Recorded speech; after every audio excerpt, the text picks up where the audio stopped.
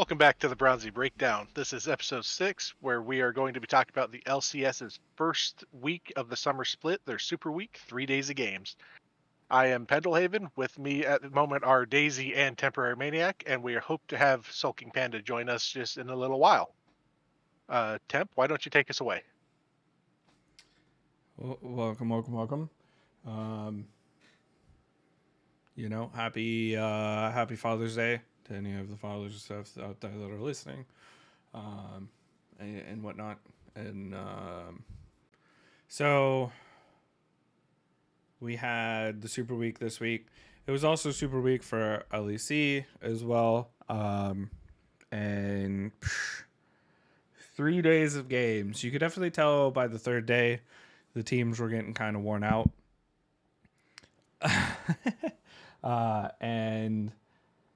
But the first 2 days were really good. I feel the third day kind of just evened itself out. So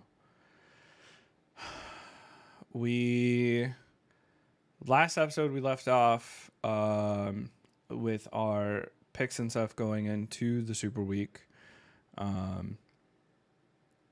And boy, were their games played. That's for sure. Through these 3 days, there was some heartache, and there was happiness for others. And as far as 4 others goes, that 4th one's not here yet. Yeah, the 3 losers are talking right now, and we'll. Yeah, you guys God. get the paper cup king will be coming.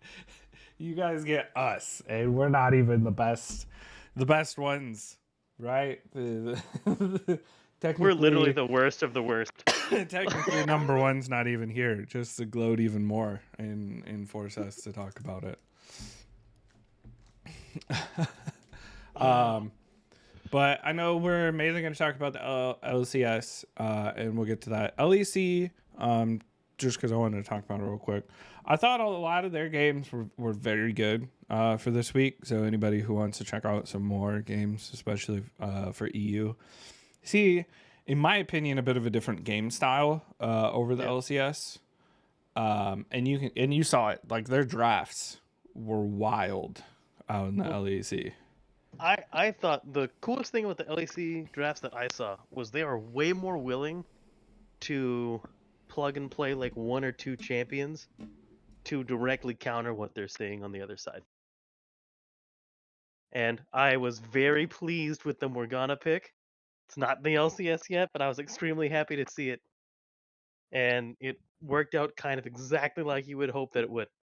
The Black Shields were on point, and it kept all of the engage from finding the one target they were hoping to find. Yeah, that was Fnatic, right? Hillsang. Yep. And It was. They paired that with the Draven, but I think it was mainly, what were they into? It was it a Leona? I was pretty sure. I'm trying to think now. I don't remember myself. I'll look again here. But either way, I think the Morgana was a very solid pick into the matchup. Yeah.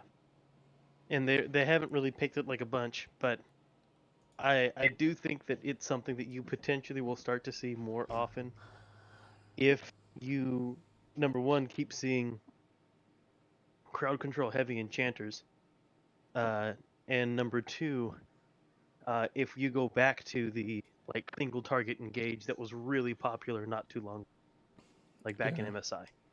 Yeah, well, and Morgana was last picked in that game, which it was picked into Ornn, Kalista, Vi, Renata, Azir.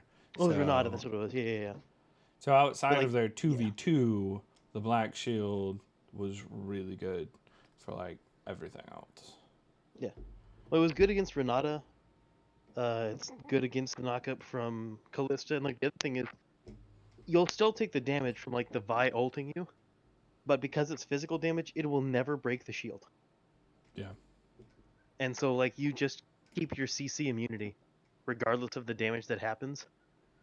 And Vi really needs that lockdown to occur. Well, and it also makes it super awkward when Azir tries to shuffle you backwards and you're just standing there. Like, And he's like, "Oh well."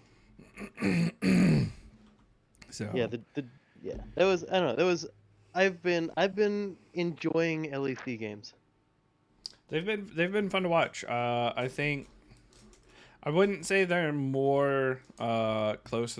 I mean, technically they're closer in the standings because they have 5 teams tied for second. 2-1 records and whatnot. But I mean, you can kind of say the same for the LCS side. So I mean, at this point, we'll put a warning: spoilers if you haven't caught the week yet. So if you want to watch those and then come back. Yeah, I mean, if you haven't caught the week, then you probably shouldn't be here just yet, unless you don't care. Unless in which you, case yeah, we'll be unless you glad just to want to spoil hear it what for you. happens. And, We'll be so glad to spoil this. Yeah. There's what, like everybody's tied for like 7th place. It feels. We're talking Pretty much. If we're talking NA, was it 4 people tied for 5th? Yeah. Yeah. You have Yeah, 3 people 4 for tied for 5th, first. 3 for first. Yeah, and then it's just 1 and 2 records, 0 and 3 records, and then you look at the LEC, and it's just one person's 3 and 0, and everybody else is 2 and 1. Yeah. Which, yeah, I'd have to say, Rogue, come on, man. This Rogue's is looking rough. It's not how you play, but It's how they play. yeah, I guess Well, they we can know we're adapt. bronze. They can adapt to the No. meta, and we see. I wouldn't say that LCS isn't adapting to the meta. They're not giving into the meta with some of They're the picks. so slow like to do it. To Because be they're fair, like one pick at a time. They're like dipping their toe in the water, and they're like, I don't know. To be fair, we're the first region on 12-11. So Yes. we're the first region that gets to see the grievous wound changes. Yeah. And NA has never been a region to start trends. With one exception. Only one exception ever, and that was Enchanters at MSI, and then that just, didn't really go anywhere afterwards. I mean, yeah. We're not. I mean, people don't even want to follow us on, the 0-8, fly back home either.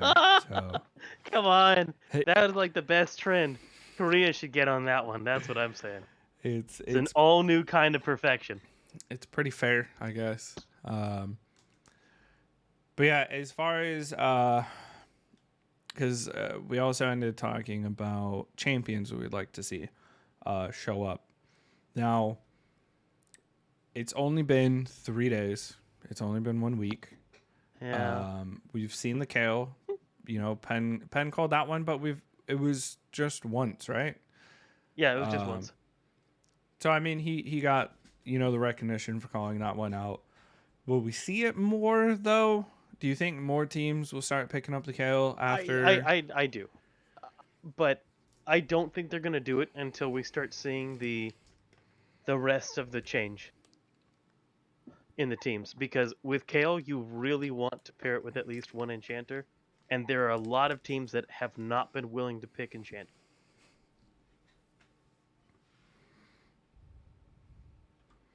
Ben? I got nothing to add. I think people are going to pick it up more as the season goes on, and as Daisy said, as enchanters become more prominent. Well, there's a few teams that are picking more enchanter supports. So is there Golden Guardians picked it up, which at this point, if we had to choose a team to pick up the champion that we want to see, I don't think we would have ever chosen Golden Guardians as picking up the KO. Do we see potentially another team out of the the 10 teams? Honestly, I think TL hovered CLG. it for Whippo. CLG. You think CLG? I think so, and the reason why is because they are putting a lot of faith in Dokla to be able to carry these games. Which he has showed. He is, dude. I'm glad Dokla took the time to learn an academy to improve his skill set and show that he can, come back as a, Yeah, at least a top I three, mean, top five. I mean, one week, small sample size, but nevertheless, like the fact is that he is being given the resources, and I don't think that he was really given the resources before, other than like a few games when he had his previous stint in the LCS.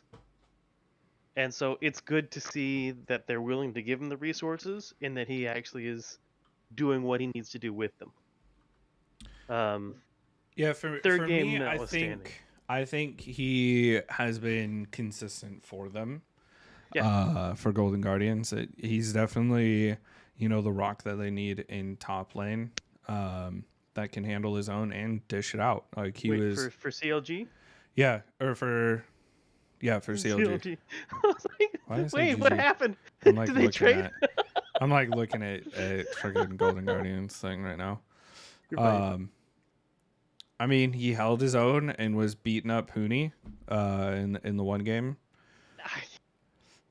Hooney's like Yamcha, dude. Like everyone has to beat Hooney. Like if you can't beat Hooney, then you don't belong in the LCS. That's what it's getting to, man.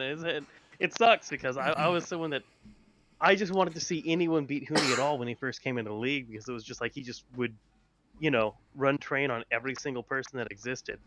Yeah. And then now it's like, all right, well, if you can't beat Hooney, then you don't belong. True.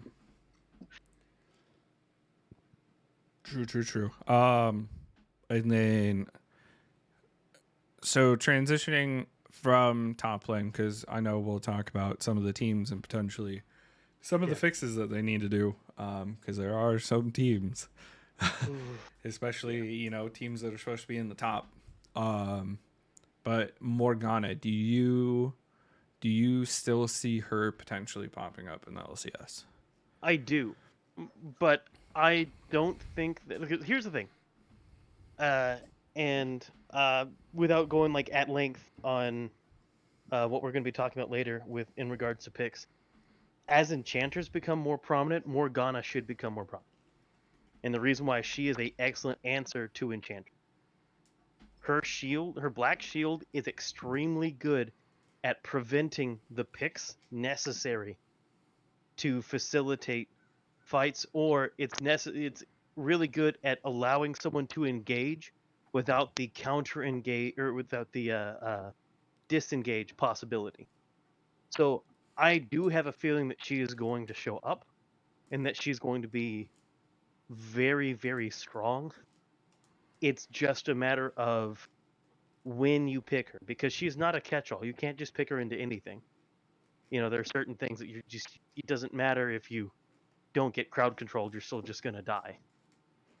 But she does facilitate decent early lane pressure if you're trying to go for that with a couple of her other abilities. She is really good at playing defensive and anti-tower dive just because you can't be crowd controlled with it shields up. So she's really good at specific counters. And I think that as these other champions are cropping back up, or maybe people finally remember how good she is against single target engage, you'll start seeing her used a lot more for that end. Because actually, historically, something that she was very, very good into, that most people probably don't remember, is Pyke. And I think that against certain teams, especially like in the LEC, she is a great answer to Pyke if you do see him picked. Because he cannot stop her black shield.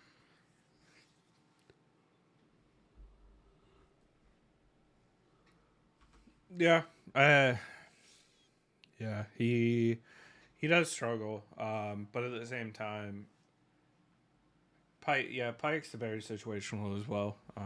Yep. I think right now, especially with the meta that's going on, maybe he shows up. maybe potentially he shows up more too, and we'll see the Morgana Yeah, because he's not with his bad against execute. enchanters either.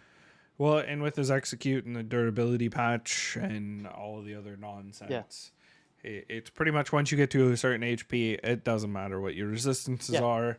It doesn't matter what shields you have on, nothing like that. You're dead. Yep. So it's going to be interesting to see if any of the teams adapt to that, honestly. Yep. I mean, it's been nice seeing, Lulu's, Nami's. But I mean, that's what, and it's not been fun seeing Yumi. We had, a whole split of Tom and that Jerry combo. prior. We had the whole Yumi phase for a while, and now she's coming back. Yeah, we do. Tom and Jerry comp all over the place. But it's one of the things I hate seeing when she's being picked, because it feels like people don't understand when you actually need to, when you can afford to play Yumi. And how you need to play around the pick. Because, I mean, generally speaking, you do want Yumi onto a Riven, onto an X, something that you can get ahead, but you need to be able to do that without, getting completely and totally just lambasted down bottom. Now, the tower changes make that easier, right? Because it's harder to dive. But it's not impossible to dive, especially if you have a losing mid lane and your bot lane is losing. There were plenty of teams that showed how they struggled to figure out how to dive. Right. I think it's growing pain. But it's still diveable. I do think that a Yumi lane especially is definitely diveable. But the problem is that if you don't have a draft that can do it, then you can't dive it. So if you draft the Yumi, which right now, into a lane that to be fair, almost none of the drafts are turret diving drafts. I mean, designed to turret dive, but a lot of them can turret dive. I mean, Wukong can get in there, but enchanters. That's kind of also the difference in support picks. Is generally if you pick an enchanter, well, we're not going to be turret diving, because it forces the jungler to be the tank of the tower instead of the support. And if you're running like Viegos and Wukongs, they're like, I'm not tanking that. Have fun. Yeah. So I think that's the other thing too right now is it's going to take the whole team for turret dives. And we saw that quite a bit in some of the games where they needed that fourth person because they were just too squishy. Which is kind of what we were talking about when we saw TFs come out. The theoretical is that TF is the facilitator for the tower dive. Or even just lane gank. Yeah, I mean, you need, whether it's a LeBlanc or something, you need something that can actually be there. You need to be able to get shove. You need to be able to get there. And it needs to be a clean 4v2. Or 4v1 with a cat, in the case of Yumi.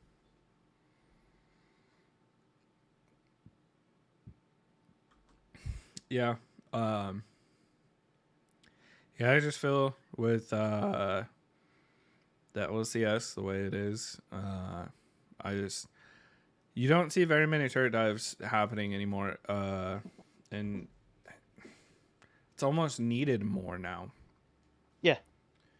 Because one side shoves so hard for so long, but the person underneath the tower seems to be the one with the advantage for CS and XP, and it's well, if we actually want to win this lane, we need a turret dive. But someone's gonna have to sacrifice somewhere on the map to be able to get over there. Yeah, is basically what it boils down to. And I mean, I don't know, because and unless your mid laner's winning, or they're able to get some sort of shove, it's just it's just not going to happen, unfortunately. Which I think does lead more to poke for turret dives, and I think that may be, and I wasn't really thinking about this before, but maybe that's the reason why you're seeing a lot more Jace's, Azir's. Jace, Corki, Azir, and such. You want something that can really poke you hard, in the lane so that once you get underneath there, they're not under there for very long. Yeah, they're like half health, and there's a threat of the team coming, and they just leave. They're like, Yeah. oh shit, I'm gonna die if I And stay here. we had a Nidalee game, Yeah, we and had. Yeah. and in that I would imagine much the same as the idea, right? Because it was Nidalee paired with things like the Jace. And the idea is, if he gets the poke down, and you force them back underneath their tower, then you can just poke them with Nidalee as well. If you land the spear, you can go in. If you don't land the spear, then you wait and you fish again. You know, it's really, they're trying to make the tower dives happen, but they're wanting to make them super low risk so they can do them with a few people. And I think that it's good. It's like a good idea and a good basic answer, but I don't know. I think if you could find a way to facilitate 4-man dives at the correct timings, I think that you just start running away with games really, really quickly. But I guess that's that, going or to have to be what people. if you can get good early pressure throughout the map, because I mean we saw that with TL. They're like, okay, we have good pressure here and there. We just took this. We're gonna force the pressure down bot lane, force you to leave. It's very much like you also need to have very good early game, or else Yeah. You just get into that. I'm not saying the durability patch is bad, because it's better than what, a couple splits ago where it's like 15 minutes, game's over. I mean, last split it was pretty much the same thing, and like you could just 3-man dive on repeat on 2 people. Yeah, it's just like, oh, game's over, Nexus blows up, a 19-minute victory, right? Yeah.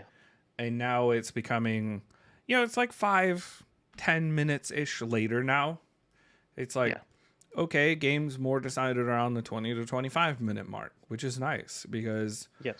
that's that's also around the time objective bounties kick in, potential for people to get some gold back, but it's still also super snowbally if you were the team ahead.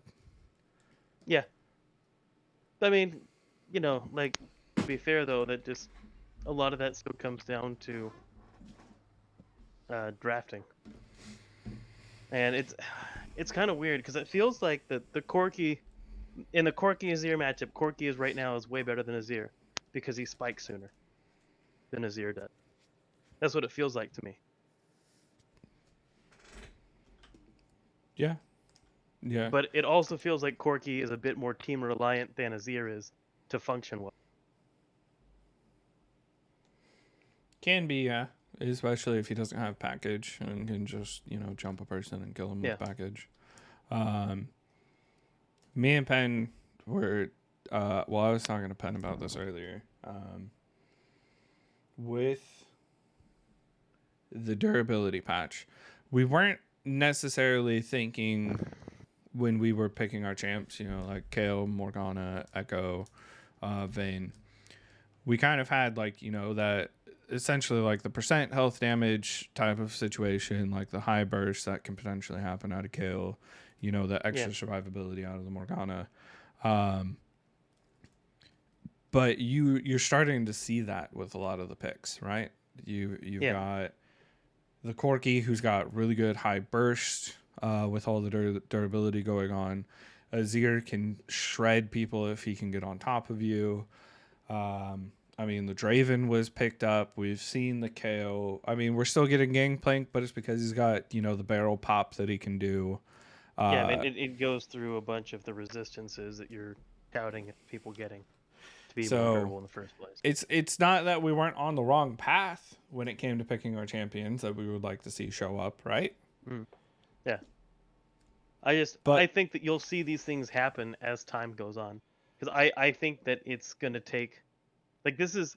Realistically, to play the game optimally now, I would imagine that there is a lot of changes that are going to happen that maybe most teams aren't really comfortable with making. Yeah. Oh yeah, and I think it'll be interesting to see the teams that adapt and the teams that don't, which we saw in the first 3 days. There were a few teams that adapted really well as far as it came to draft. And some teams that were like, they were teetering back and forth type of situations. But so as far as my pick goes, I'm starting to doubt. I don't think we'll see an Echo. I don't. Even though he has that percent health pop that everybody's gearing towards right now for this patch. I think that we might, but I think that it's going to take a good breadth of time for the right champions to show up that's going to allow him to actually shine. Yeah, because like right now, Azir, LeBlanc, Corki, the random, not for the LCS, I was going to say the random like Iones, because Ione mid showed up in the LEC. Or like the one thing that really is going to hurt him right now is Talia's growing popularity. Well, and that's what's funny too, is because with 12-11, they were talking about that. They're like, she got nerfed a little bit, and so they're kind of surprised at some of the high grabs on her in the games that she showed up in. So I think it's just because of the fact that maybe they thought that she was going to get nerfed and they didn't know how bad. Yeah. So then they saw the nerf and like, okay, well, it's not really that bad. I mean, speaking of nerfs, Gwen, I mean, it wasn't like a huge, like, go screw yourself, nerf that they gave her with, like, less time on the Shroud, and it takes longer to get your reset when you dash. Yep. But, man, she is rough, I think, between a lot of regions right now. Yeah, well, I mean, I don't know. It's kind of weird because people are trying to pick her the same as they used to, and now the ones where she was still edging out and winning, the ones where she would lose in principle but she doesn't actually lose, it feels like she's closer to actually losing, or at least going close to even. When she gets even, then it's not as good. So I don't know if that has something to do with it or what. But whenever she's picked, you know what we still don't see? Even though she's weaker, and he had a fantastic win rate against her when she was way stronger. Kennen. Get out of here. I don't want to talk about this with you. Come on, dude. Why you gotta do me like this, man? Hey, it's possible Kennen could show up more against her because of her changes. She's not, immune as long anymore. She can't. Yeah, so then he can lose a little bit less hard than he did before. People still pick TF into it. That's similar to what you said. The champions are losing, a little bit less now. Yeah, TF was 0% win rate, so losing a little bit less. What does he go? 0.1. Maybe. Oh my god. But Jax, yeah. I just that could be I don't an understand. enchanter thing. Because I don't know. But Jax pairs well with enchanters too. Like enchanters let him actually be a team fight monster. It's maybe teams are afraid. I don't know. Because so the thing is too, most of the time that Gwen got picked in the LCS, it was after the top laner got picked. Like she was going to like round 5, round 6 pick. She was very rarely first pick, and it was generally into. Well, I'm not speaking necessarily straight to LCS because we really haven't gone through much there. But like I've seen it elsewhere in the world where Gwen goes early or goes before their top laner, and what they're picking into it is just something entirely different. And I know sometimes it has to do with like their idea for the team comp is different. Yeah. But then the way that they play it sometimes, like the CLG one especially, kind of, I got what I figured they were going for, and then their Jace just side lane the entire game, and it's like this would have been more effective with a Jack side laning. I'd than the say it Jace was side pretty laning. similar because the Jace. I mean, the Jace is fairly close to doing the same side lane shenanigans as a Jax, like because he has the attack speed steroid. I mean, he doesn't get Right, it but as like often. there And were like the times that he was getting caught and killed. There's a lot of times that Jax just doesn't die in the same fashion. well, I mean, that's all speculation. I mean, it's possible that he dies in those situations. Not saying you're wrong or anything like that because he No, has. I mean, like it's possible that anyone dies in like literally just about any situation. I'm just Yeah. saying that Could he we're survive going a with little like bit likelihood. longer? Yeah, We'd probably take one person with you. Yeah. possible. Yeah, depending on who's ganking and all of that stuff. So, yeah, who I knows? mean, I don't. I'm not saying that Jace was a bad pick.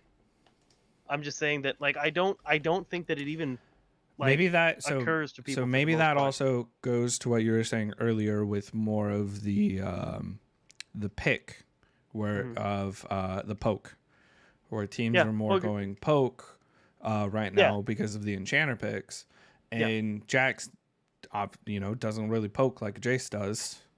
No, and So it's also possible that they were expecting to be behind. Because I will say, like, if you're behind, right, your Jax is going to be nowhere near the rest of the team. I mean, in general, he shouldn't be near the rest of the team unless he's got like a flank angle, usually.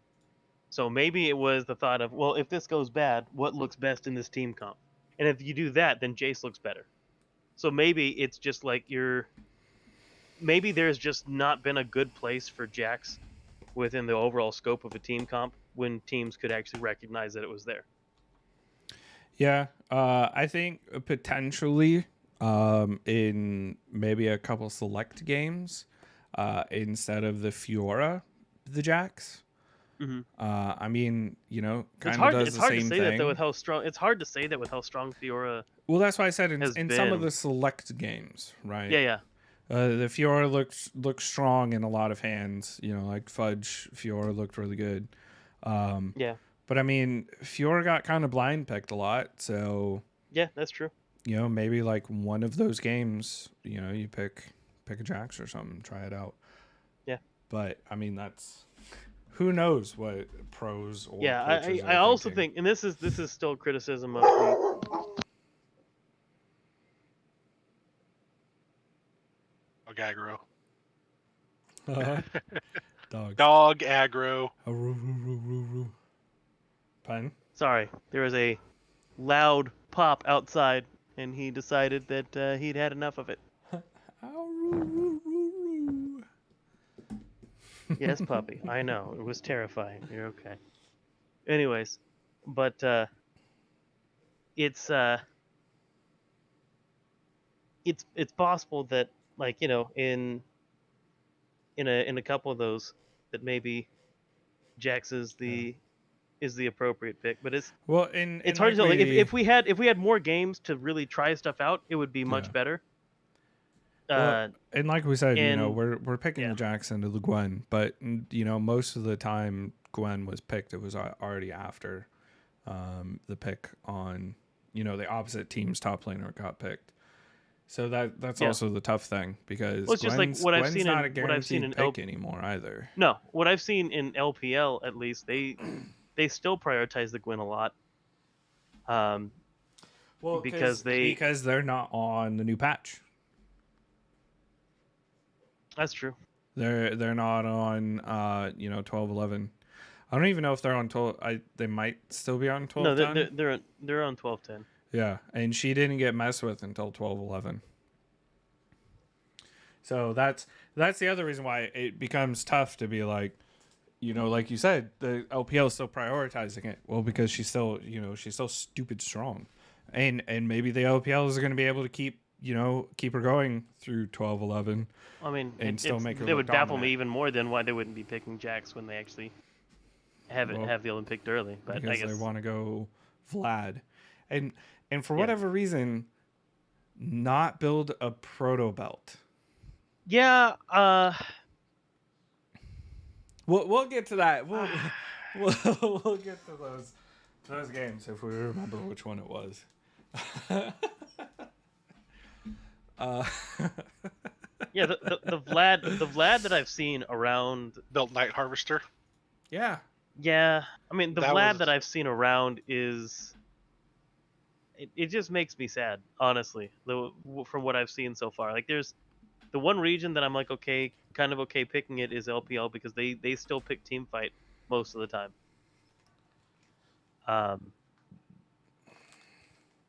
But from what I've seen. At the very least, I know for a fact that the LCS and I think it was picked. Was it picked what a couple times? I think in the LEC. Maybe. I don't know. Stats man. Stats man. I haven't been paying attention as much to LEC picks and That's such. fair. That's fair. All right, fine. We'll just stick with the But- LCS then. Give me a second, and I can look it up. No worries. But at the very least, the ones that I've seen in the LCS, it's like why it just doesn't make sense to pick the Vlad. So In most times I've seen it. I don't know. This is completely off topic, right? Because I was thinking about it because I feel that we've taken Penn and we've designated him to be freak. If you think about it, Yes. because the freak is pretty much the stats man. Like in the broadcast today when they were talking about, why PoE went Berserker Greaves on Azir over Pen Boots, he was breaking down the stats between everything, and I'm just like, holy crap. Right. And then we have Pen look up, a majority of the stats, so I'm like, Pen is freak. Yeah. I mean, that's quite an honor, though. There you go, Pin. You should feel honored. I don't think he, according We're to using this, and abusing you for yours. he was not picked at all at LEC. So he wasn't? Okay. Not at It was all. just. I guess it was just hovers that I remember seeing. At least the list, if he was, the list might not have been updated for today. No, that's fine.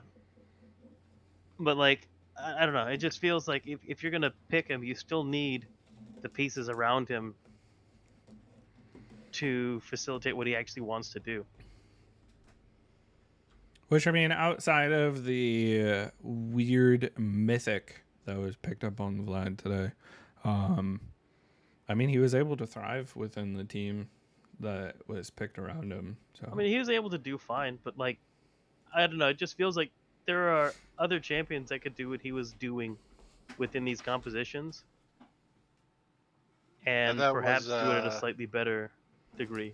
Well, he was also being piloted by the newbie on FlyQuest, Philip. Well, and then Huni Phillip! picked him as well. Yeah, but Philip Yeah, was but the that's one who Huni. did the Night Harvester. yeah, Yeah. but that's Huni, and he still didn't look very good on it. No, he did not. But I mean, maybe I don't know. Maybe they're trying to use it for just the damage amp on the ulti. Oh, use Like, I guess- Vlad or Night Yeah, yeah. Harvester. Well, it's the ulti gives damage amp. To damage that target, any targets within that take. It's a 10 or 12% damage amp. That anyone that has the ulti debuff on them, they just take that much more damage. Yeah, but isn't it just from him though? Like Zed's? No, it's all sources. Is it? Yeah. I don't remember that in the tooltip. Yep. Yeah, but then would he use it in team fights then? Because half the time should. that Vlad's use it, they're using it solo. I'm just trying to figure out a reason why they would have picked it in the team that they picked it in. That's what I was trying to figure out. And I don't know if maybe that's what they were thinking. And Because they if that's needed not, AP top, and I don't know. They didn't want to play Kennen. They didn't want to play Kale. like Kennen would have been. I guess the only problem with Kennen is that he'd blow Well, up. the problem like, is Cannon would So get I- shit on by the Fiora late game. Vlad can at least hold his own against the Fiora late game.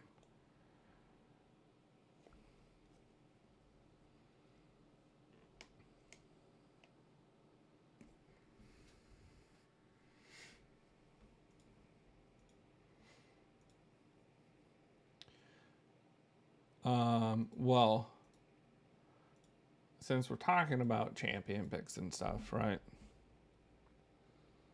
We might as well start talking about the games. That way, more of the picks make sense as far as champions go, right? So as we go in, I do I was have hoping to a wait few for long stats. enough for Kurt to show up, but I do Yeah. have a few stats going into the games. Okay. There are 3 champions that are 100% pick ban. Lucian, Senna, and Zeri. They were Lucian and Senna were both banned 11 times and picked 3. And then Zeri was picked 13, and there was 15 games, right? I'm not crazy. There are 15 games. there's Yeah. 15. So it must still be waiting on a bit of an update. Yeah. But 13 and 1 on the Zeri. 13 bans, one pick. Which they really had to do with buffed her. I didn't even pay attention to what her buffs were. I don't know, because all we saw was one game of Zeri Yumi that got torched. So Yeah. I don't know. But we did see it play quite well in the LEC this last weekend. Yeah. Her Zap or whatever her W was called just beat the shit out of people over the walls. Yeah. Yeah, that And again, it's that just- ability seemed like it was doing way too much damage. Yeah. Well, it's kind of interesting, like thinking about it, right? It just feels like I mean, it clearly just feels like Poke is king right now. At least as far as your teams feel. It seems that Poke is king. Like Poke has beaten out Engage for a number of teams. Okay, so I have the patch notes on the Zeri so we can understand why she's such a high priority pick right now. So the Q active damage increased, charged basic attack AP ratio, and damage based on target's missing health increased. Slow on charge basic autos removed. WAD scaling increased, which is why that was hurting everybody. Slow strength decreased. Cooldown decreased, which is why we saw it spammed all the time. E cooldown decreased, cooldown reduction per basic attack and crit decreased. R cooldown decreased, movement speed per attack decreased, stacks per champion hit. She got like a 10% buff for total AD on her Q, and a pretty significant buff on the target missing health damage. Yeah, which makes more sense because if you do a lot of target health damage right now because of all of the durability shit that happened, you're going to be a great pick. Yeah, I mean that also means that she pairs well with Poke champions as well. Yeah. It's like whatever has missing HP just makes your damage much stronger. Yeah, and then enchanters are really good with her. Yeah. I think most people would want enchanters with her over tanks. So Yep. And I mean, really, Yumi is a very good pairing with her, but you can't just like leave her on her own in the early stages of the game.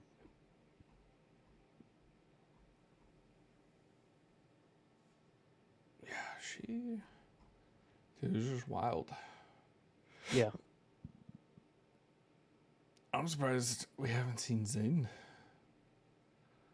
I'm He got not a surprised huge we haven't damage seen buff Zen. and healing buff. He did. I think we will start to see him again though, but he reminds me of Olaf in a way. Like I do think that he is best played with enchanters in my opinion. Because they allow him to just stay in the fight and do what he needs to do. Yeah. Especially with Poke, I think Zen should be coming back at some point, but I don't think that he can come back until people are comfortable playing enchanters.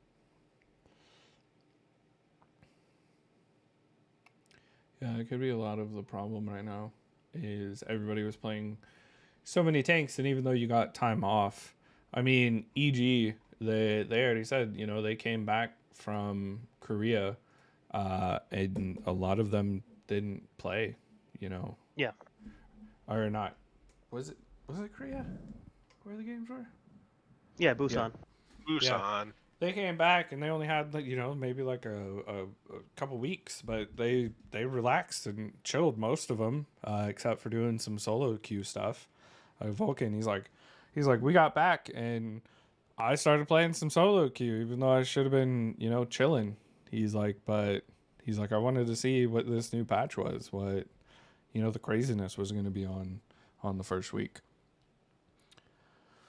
And I think slowly we got to see EG adapt to the new patch throughout the 3 games. You could see kind of the evolution that they had with the new patch going. So I think we've, you know, at this point have stalled enough for our 4th. Yeah. Based on roughly the time frame he said he would be on. So I guess we just go ahead and get into it then. Yep. So we're gonna take a look at day 1, right? EG Cloud9. EG ended up beating Cloud9, right? They I don't know. Could you say they had a little bit of MSI brain fog in that first game?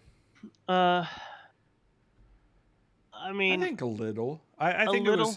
I think it was more maybe like a tiredness. Like they didn't get as long of a break as everybody else did. And I know I talked to you about this before, like, but that in that game in particular, I did feel like C9 had one way to win the game,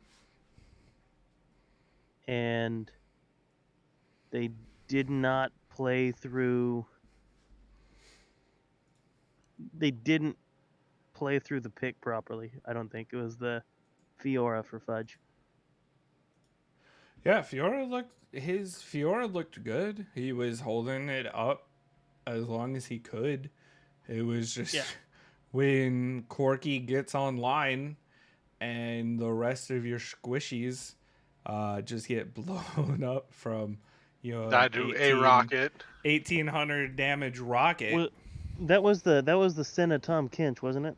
Yes. Yeah, it was. Yeah, it was like watching. I mean, here's the thing, right? It's like Tom Kinch is fine if you're trying to like go against some sort of engage on the Senna, but the value in the pick does not allow for the poke that was coming from the Ezreal Corki.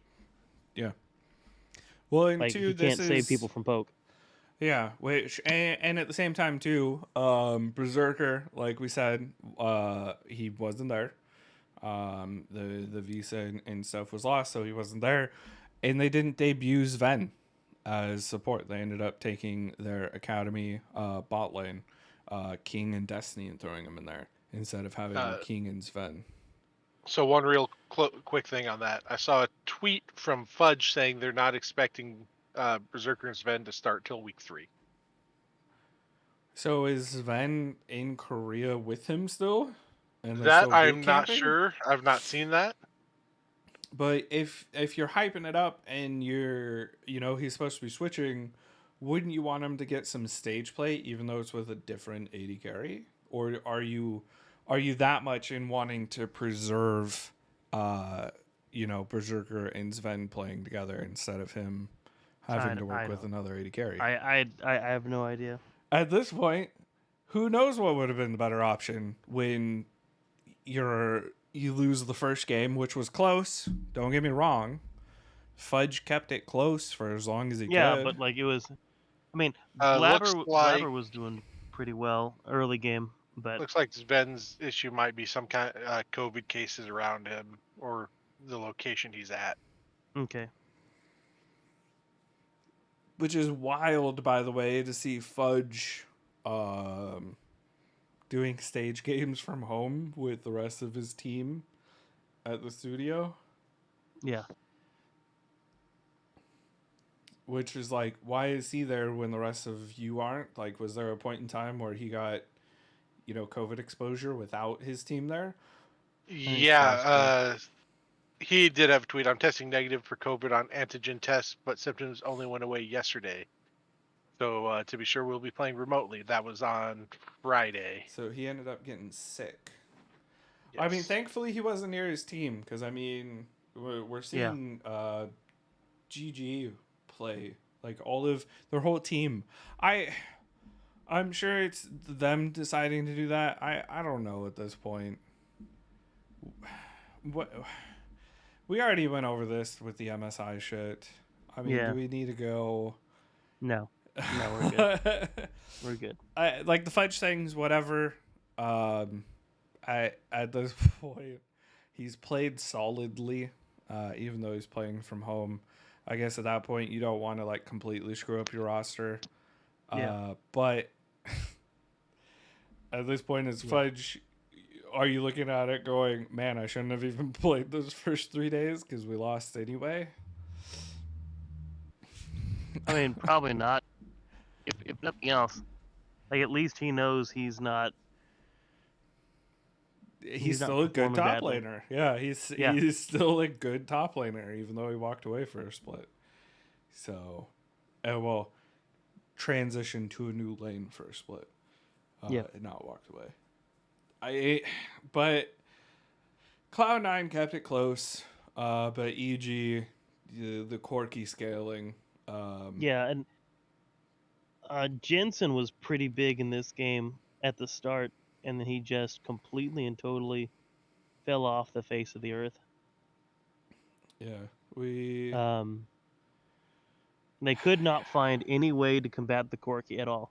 Yeah. And I can't help but think that I mean, I'm not going to pretend that one enchanter is going to keep you from falling victim to poke from Ezreal plus Corky. But at least it's better than Tom Kench.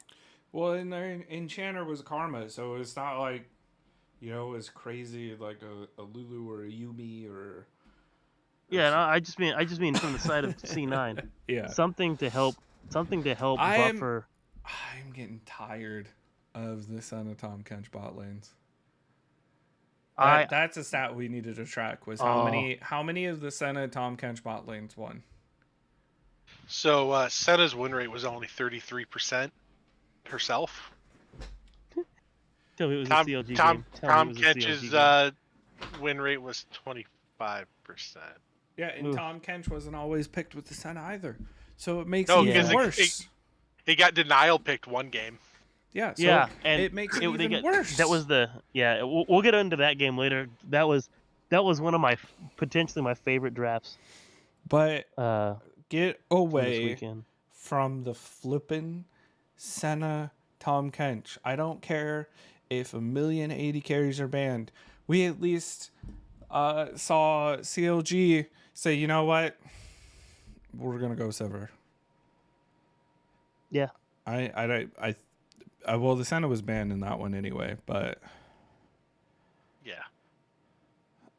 a lot of picks are being pigeonholed right now. And Well, I mean, again, like, and we saw this too, that Senna can be played with, other things that aren't Tom Kench.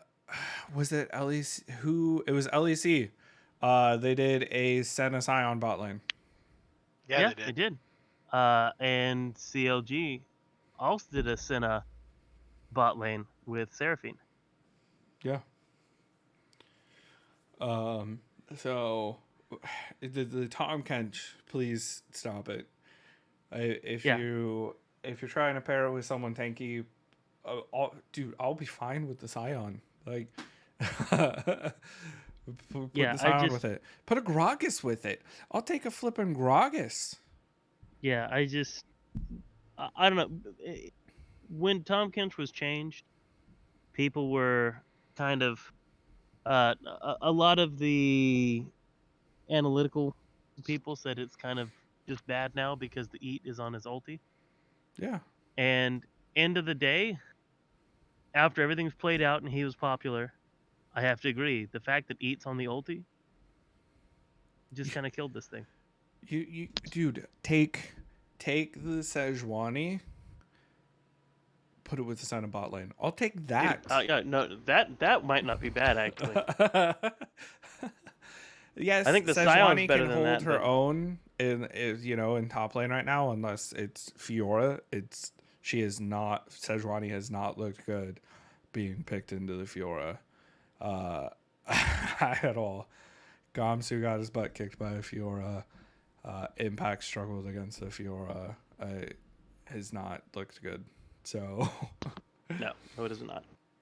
But okay, yeah, it was a fairly close game for a majority of it until the Corki scaling kicked in. We got to see the 5-6 item Corki, mega rocket just destroy everybody. Yeah. And then unfortunately EG won. There wasn't much we could really say about the drafts, I think. No, I mean, it maybe just not felt the like Victor. He seemed very lackluster was- towards the end. towards the end, yeah, but the problem was that they had to walk into Victor wants people to walk into him, but then again, what is Ezreal and Corki, are they gonna Corki, walk yeah. in? No, they're gonna just walk hit you from farther behind off. their Trundle Sejuani. They're just gonna blast you from farther than you can stun them anyways. Yeah. Yeah. So then Anyone but Tom Kench, dude. Anyone but Tom Kench. So then our second game, which became a game to watch for us because of our pick choices. We were split 50-50 on this one. Flag Quest Golden Guardians. Yep. Pen? I got nothing. It's very Yumi. That's it. It didn't look very, very good. Yeah, it didn't look good because did they expect it to be fine on its own? And it was into Lushinami, one of the premier bot lanes right now. Into Lushinami. Yeah. Hey, just that game. Note that game did have a Xin Zhao in it. Yes. Oh yeah, I forgot about that. Hey, Xin Zhao, but the Xin Zhao lost. There's also an Udyr that got to do whatever he wanted in that game too. Yes. Yeah, he did. The man, bear, tiger, turtle thing just ran train on that game. What's really funny is what was the mid laner that lost in that game?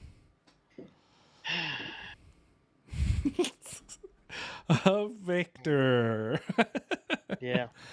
I mean, we did notice after the first couple games and the first day, the low priority on the Victor. The he's Victor wasn't picked 0% win. 0% win rate. He lost all 3 games he was in. Yeah, I think that was day one.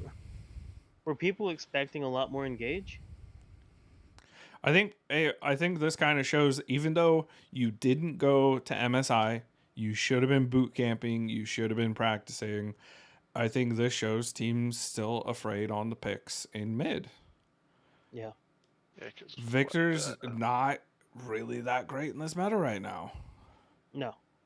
Until you see people really jumping in there, I wouldn't pick it.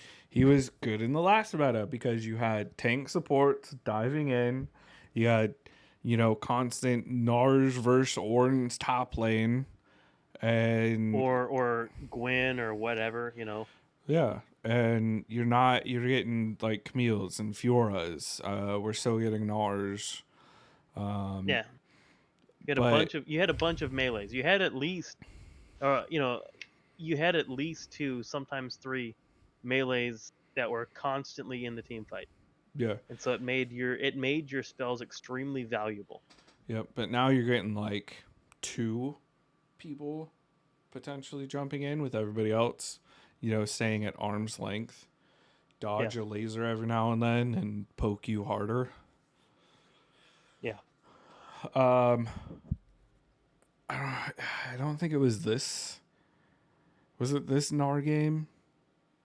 No, it was another Nard game where the Nard was just beyond pointless. Right?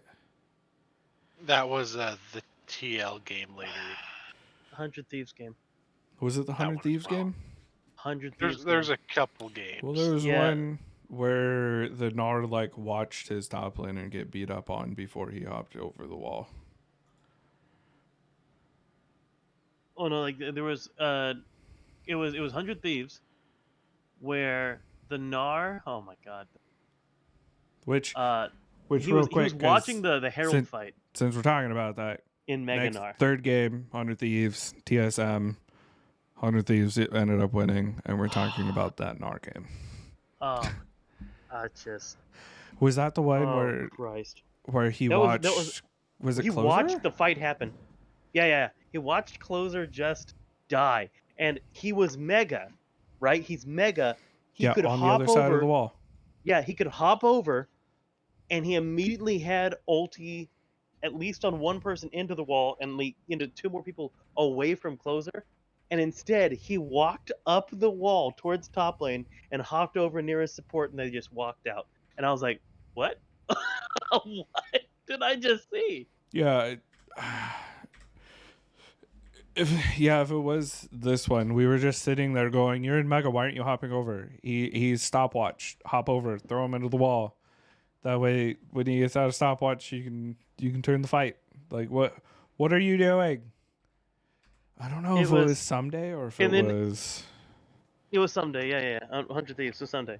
Because like that was the one where we were talking later on, and I thought that he had suicided more times than he had into TSM. But it was like TSM was giving up giving up dragons, and they were just like what you were saying, which after taking another look back at it, you were definitely correct. I just Oh yeah, when clearly we're not on the same page. Yeah, TSM were like, all right, we're here at Dragon first, but we're gonna give you all the priority. We're gonna get it to half HP for you, buds, and now we're gonna slink away. It's like, but you could, okay, you've got his ear. He still has his wall. Which, if you want to see an even bigger blunder, this is for anybody. Go watch. This is EU. This is LEC. Go watch BDS versus Vitality. I haven't seen it yet. You told me. BDS. Teased it. BDS. This was on Baron. This Just forced the Vitality bronzy away. stamp of approval. Apparently, Yes, this is the bronziest certified game. bronze. BDS had essentially won a team fight. I don't remember who they killed. They're like, okay, we pressured them away. We're gonna go to Baron. They start up the Baron. They're like, okay, we're doing good. We're doing good.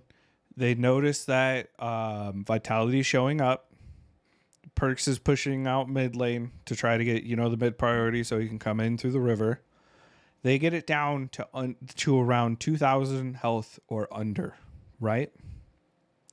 And they walk away. What? They walk away. Yeah, they stop it. And guess who goes over the wall at the exact time they stop it? Wukong, the Vitality jungler, does the clone over the wall. And while he clones over the wall, Karzi on Xayah ultis towards Baron Pit. He's on the red side. He ultis over the wall so he can get his feathers in there. Dude. Gets a feather pull with Wukong in the pit, and he gets the EQ smite with the Xayah feather pull because they dropped it below 2,000 health and walked away. No. And Vitality walks away from the fight.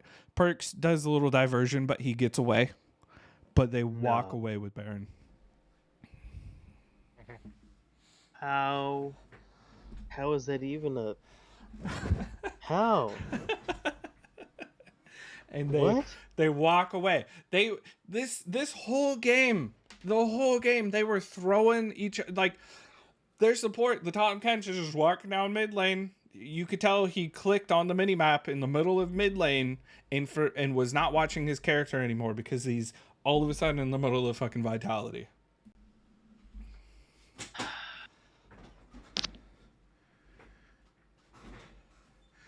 neither team knew my what the God. fuck they wanted to do in that game. 100% a game On the to comms watch. here. Oh, sorry guys, my hot pockets are done. 100% a game to watch. And Hillisang, honorable mention for bronzy play of the week, by the way. Oh. On Rakan, I think this was, I don't know if it was today or yesterday. On Rakan, he goes to mid lane to try to help his mid laner get priority because I think Dragon was coming up. He W's the minion wave, but his minions didn't reach the turret yet. So he W's into the turret to knock up the minions. Takes like 3 turret shots. Gets out of there with like 100 fucking HP because of all the turret shots he took. Sees an Ezreal ult come at him. Flashes out of the Ezreal ult so he doesn't die. And then while recalling a Gangplank ulti gets dropped on his head.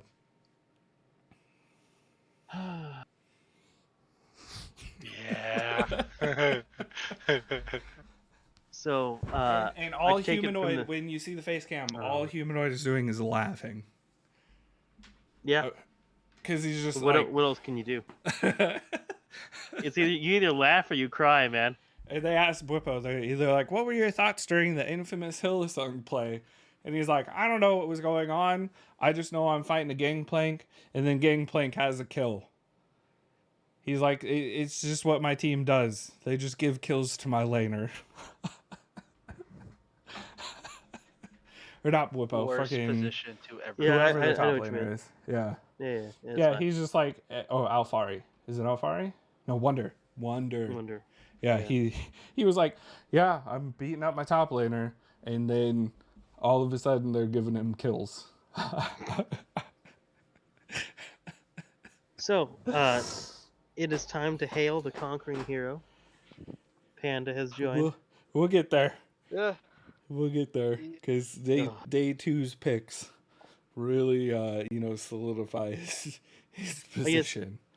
I guess why don't maybe we should just go over the wins and losses, and we'll break down the teams kind of from that point. I'm not sure. We'll finish. We'll finish day 1 discussions. 100 Thieves beat TSM. I wouldn't say convincingly. No, it wasn't convincing. Had a majority of the early game, but TSM was in the appropriate position to win, mostly due to really lackluster play from 100 Thieves. But it's okay because, as always, the savior for 100 Thieves reared its ugly head, and that is mistakes from the other team in rapid succession. Yeah, TSM screwed up a lot. It was ugly, it was grisly, and it was a 100 Thieves win. Yep. And we got to watch from. It was like watching a new person play Gnar for the very first time, and it was beautiful to see that. I swear it was the other. Someday, no, it was 100 Thieves, because that was where played Gnar. It was into who he's Rumble that game. No, I'm talking about the Gnar that stared over the wall and watched his. That's what it was. It was 100 Thieves. It was 100 Thieves staring. Like, that looks bad. Staring at the at the Rift Herald fight. And he was like, "Nah, I'm gonna walk up towards top lane and hop over the wall here, Mega Gnar." And then he walks top lane with with his support. Goofies.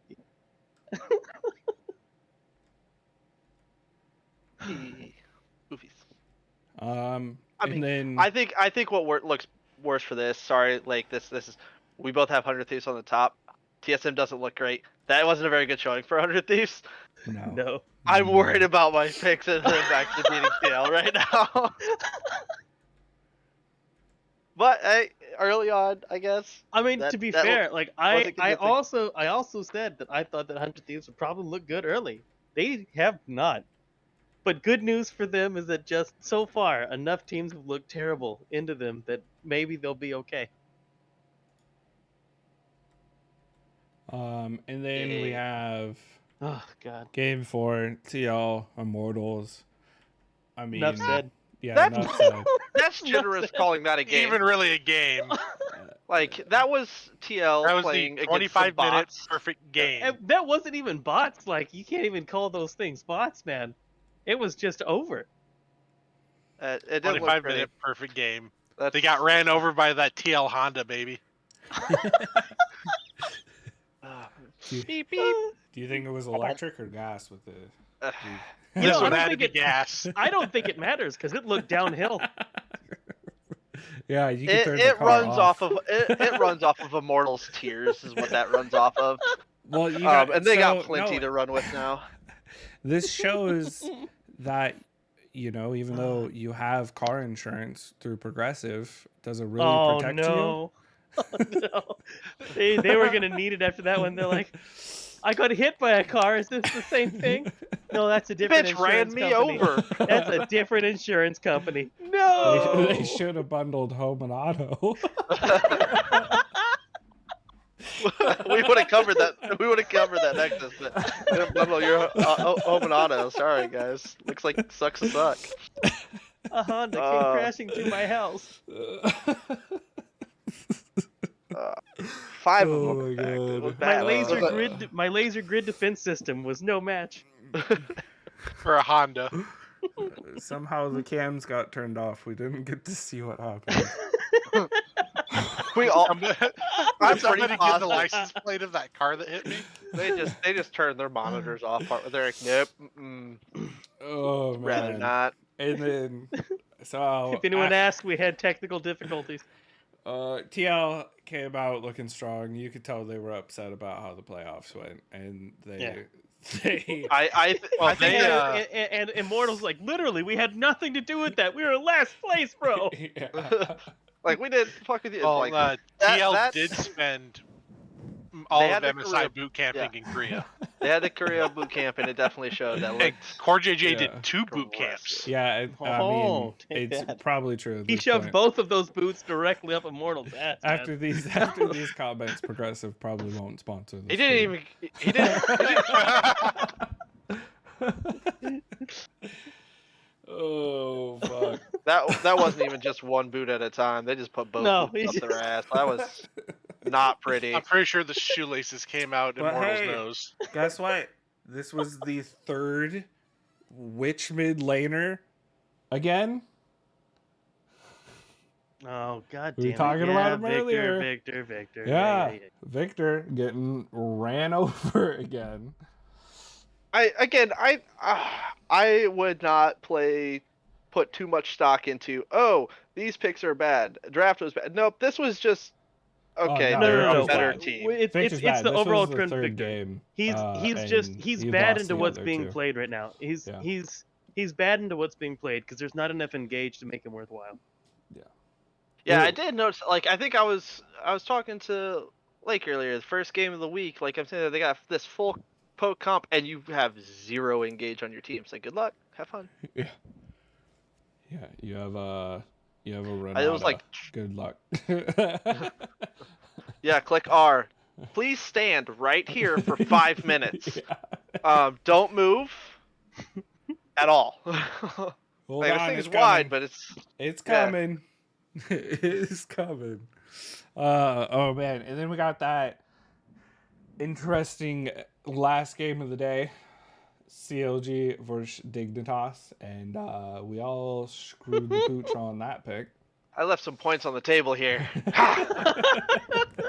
To be He's fair, like, you "Never picked them all again." up the next 2 days, Kurt. You did, I know. But like, yeah, okay, well, I figured they'd lose to stupid. But They they didn't pulled lose the to stupid. Yeah, because they Yeah. pulled, the quote unquote Yeah. stupid. They did the double enchanters and it looked good. Again, I thought that what they were picking it into was fantastic. Like the Well, you drafting was say- smart. It was it Seraphine who? Seraphine Karma into Senatom Kench. Yeah. Yeah. What do you? Me and Curtis. We see ended your up one playing- enchanter. Dude. We see your one enchanter. We raise you 2. Now not what? just that. Me and Not just Curtis that, ended it's up like playing that bot lane, by the way. It is in a pretty game. disgusting. That was the FF when we played it. Yeah. no, like I said, It's nasty. it's good because the amount of poke you have is crazy. Like what? You're gonna out sustain Karma Seraphine? I don't think so. Yeah. The only and I one you think can even the weird thing that I didn't know Seraphine did, and as a Seraphine player, like I'm kind of like I'm surprised. Her heal Oh yeah, Jat explaining the multiplies. heal Yeah, it multiplies depending on based how many people she how many hits. people. Yep. So if you have 5 people, that's 50%. That's a lot. yes. And throw It's the huge. moonstone on Yeah. top of that. Oh, Yes. Yeah, like you said, they saw this Ion heal for 2,000 HP and went, wait, what? it's like, all right, Luger, I'm glad you had fun this first week. Be prepared to never play Seraphine again. You would think, but we'll talk And about he it didn't. day 2. We'll talk about it again in day 2. She only got picked one more time to play and was banned in one game. Yeah. Oh yeah, like 100% teams are gonna look at this and they'll be like, "That's a no from me." And it pal." was picked by CLG day 2 and banned against them day 3. Yeah. Yeah. Because Yeah, And so wait, was CLG was red side day 3 too, right? I think believe they're red so. side all 3 games. Yes. yeah, they So were here's red side all 3. yeah. Like I said, no one's they're not ready for it. They don't know how to play it. They're not going to pick it. Correct. They're just going to Yeah. ban it. Yeah. I think this is very much like I hate to say it, but this is CLG. They found something within the meta like this works. They picked it up. They played it, and they played it well, and they figured it out before everyone else did. And Yes. first week shows Now, it. So we'll so see the whether or not question second week is- still stands. So the question is too, right? Because we've seen, players be power hungry in a sense, right? And then we've seen players that are like, I'm willing to play this for the team. Like some other players, as an example, Reckless, even though he really didn't want to fucking do it, he played the Janna in a lot of those games, right? Yeah. He also and- played Kinnan, so I mean, let's. And right Kerber. now, well, and right now you're seeing, Seraphine being played by the AD carries, and how much of that is, like Han Sama not wanting to do that, like Lost not wanting to do it. Like, how many of it is the AD carries saying, "Yeah, I'm not going to practice that. That's not going to happen." Yep, This is and- not a pick you put Danny on and see any amount of success. Well, I mean, like- but that's just it, right? Like this is what we were talking about before. Like when we were talking about what made, the Perks Caps G2 so good. Play whatever. Like They would just play whatever. Yeah, Yep. they played whatever. They were willing to play, enchanters and crazy stuff. And you're slightly put the seeing time that out of into it. CLG because they're like, we sucked. What do we need No, to do? they can take the ED out of that. It's okay. Like even Yeah, they just- even when you see it play out, you look and you realize that they're not always in good spots when their composition takes over. And this is kind of what, if you remember, what LS talked about in regards to C9 and what the C9 players were saying at the start of last split, when they were choosing different compositions that were just better compositions, especially into what they were playing against. They were counter-picking compositions into what they were playing against, and it's like, oh yeah, we know we're not as good of a team right now, but like as long as our composition is this against what they're playing, they don't stand a chance, even if they're a better team. So Yeah, well, and I that's mean that kinda what also it feels comes like. from the inexperience that CLG ever had at, winning, early to mid and knowing what the hell to do at that point. Which, if that's the only thing they got to work on is figuring out how to push their comp even further when they're even or ahead, I'll take it. I mean, the thing about enchanters is that enchanters scale really well into the late game. Like all of your effective HP that you get from shielding, all of the heals and everything just grows the further the game goes on. And so like eventually enchanters really cause champions that normally wouldn't take over the game to take over the game because you can't actually kill them anymore. and I especially love it in the LCS particularly. Like, no offense to any of the teams, but we don't have any great teams. Like, this is a split pushing team. They know how to do it well. They perform on it well. Now every so often you see a glimpse of like, oh, they're doing this well, but that's the answer to this, right? If you're gonna have enchanters that want to just ball up in 5 and just rush down something, that you're not gonna 5v5 that, like you're just not, and it's very cut and dry. It's like we group as 5 people, we go fight them here. The answer Yeah. is okay. Well, we're just not gonna fight you 5v5. We're gonna send somebody up here. We're gonna get advantages elsewhere. You just dove, 2 people. We kill your mid laner. We take your top turret because we got people, across Yeah. the map. And teams just aren't doing that effectively in the LCS. That's why I think this is even more effective against these teams. Like, Yeah, I think definitely. I think, and later on you'll see like other teams are like, oh, we'll just split push it, and they don't play that effectively. They don't play to that split push, and that's the only way to beat something like this because you're not 5v5ing this. Who kills Viego Yone with backed up with Seraphine and Karma? You don't run from it because you got them speed boost all to hell from Karma, and you don't fight it because they're healing themselves is already dumb on top of the Seraphine already healing them. So it's Yeah. like you're not 5v5ing that. No. And I don't think Dignitas picked a team that could even. I think they were completely and totally blindsided by the fact that this was even a thing. So I mean, and again, like I got to give props to CLG because no one else is picking it, and my assumption was going to be that whatever other people were playing, no offense, but like the lower tier teams were going to be picking similar compositions, and they aren't. They're playing very much to win conditions against the opponent, and they're doing a fantastic job of it. So props to them, like really big props to them on that. Yeah, they, at least in the first week, they kind of figured out draft, and if at this point the only thing you got to teach them is how to keep their advantage going. I mean, they're just going to have to continually evolve draft because eventually, I would have to imagine that other teams are going to pick up on this style of play. We saw an adaptation in day 3. Yeah, because of the Seraphine ban. So. Yep. Well, I mean, I think I week just don't one think it was you like, want to. yeah, week one they're like, we don't have an immediate response to this. Just get rid of it. I don't want to. Yeah, fight it. Now. You have to wonder if teams are gonna actually prioritize it, or if everyone else can be like, we're just gonna pretend that this doesn't exist, so that it doesn't have to exist. And then if they're only gonna ban it against CLG, which if that's the case, then I mean I think CLG would be fine with that. If you get a free ban out of it, you can play other stuff. Yeah, you have an entire. I feel it's gonna come plan. down to one. NA's waiting to see what the hell LCK and LPL do when they're on the new patch, honestly, and 2, ego. I mean, outside of us and obviously, was it Luger? How many of the current 80 carriers are going to be willing to play, Seraphine? Well, even then, did you listen to Luger's interview when he played Senna? Yeah, he's like, at least they gave me an 80 carry-ish one. Yeah. It was like, you can't even say that this guy has a really super established brand, but even he was like, nah, like this is bullshit. Gotta play this shit? Fuck you. I ain't doing that shit. Yeah. It's ridiculous. Yeah. And I mean, to be fair though, at least he was willing to do it, even though he didn't want to the entire time. And he did well. He did well. Like, he clearly put time into it. It wasn't something that he just first timed on stage.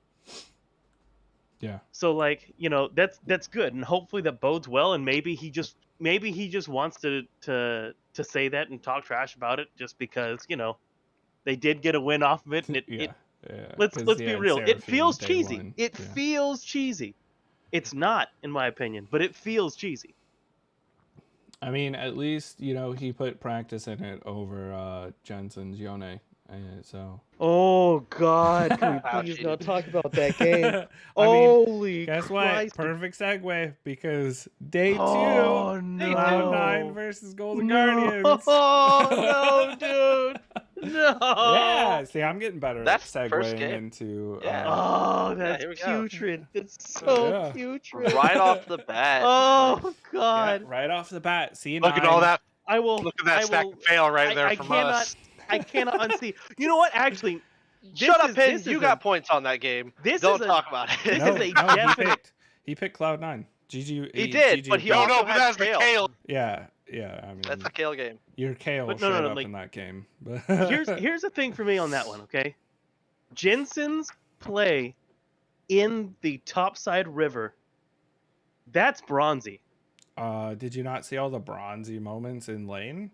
Hey, LeBlanc I did. I flashed, saw that but too. I'm gonna ulti in the direction she's not at anymore. Yeah. But Like here's 4 what I want. fucking times in lane. Like Here's- that's worse here's than the the bronzy- river plays. No, it's not, because here's what happened in the river play. He oopsied his freaking snapback into 4 people that he was trying to run away from. Realized it, turned around, was like, and after he'd eaten a bunch of poke, and then he ultied, hit one person with it, died mid-animation. Because he knew he was going to get Yeah. snapped back. Yeah. I'm just Yeah, saying, his Yone looked bad. Like when It you was not dash good. in, get a whole bunch of damage on LeBlanc, but you're not willing to snap back when she has the tether on top of you, and you allow her to trade the damage back on top of you. Yeah. When Yone is supposed to go in, get your knock up or your W, do a little bit of extra damage, get the hell out. No, I'm Yeah. gonna let you root me and do all this extra damage. Now we're even. So, funnily enough, he's supposed to play that matchup like a LeBlanc.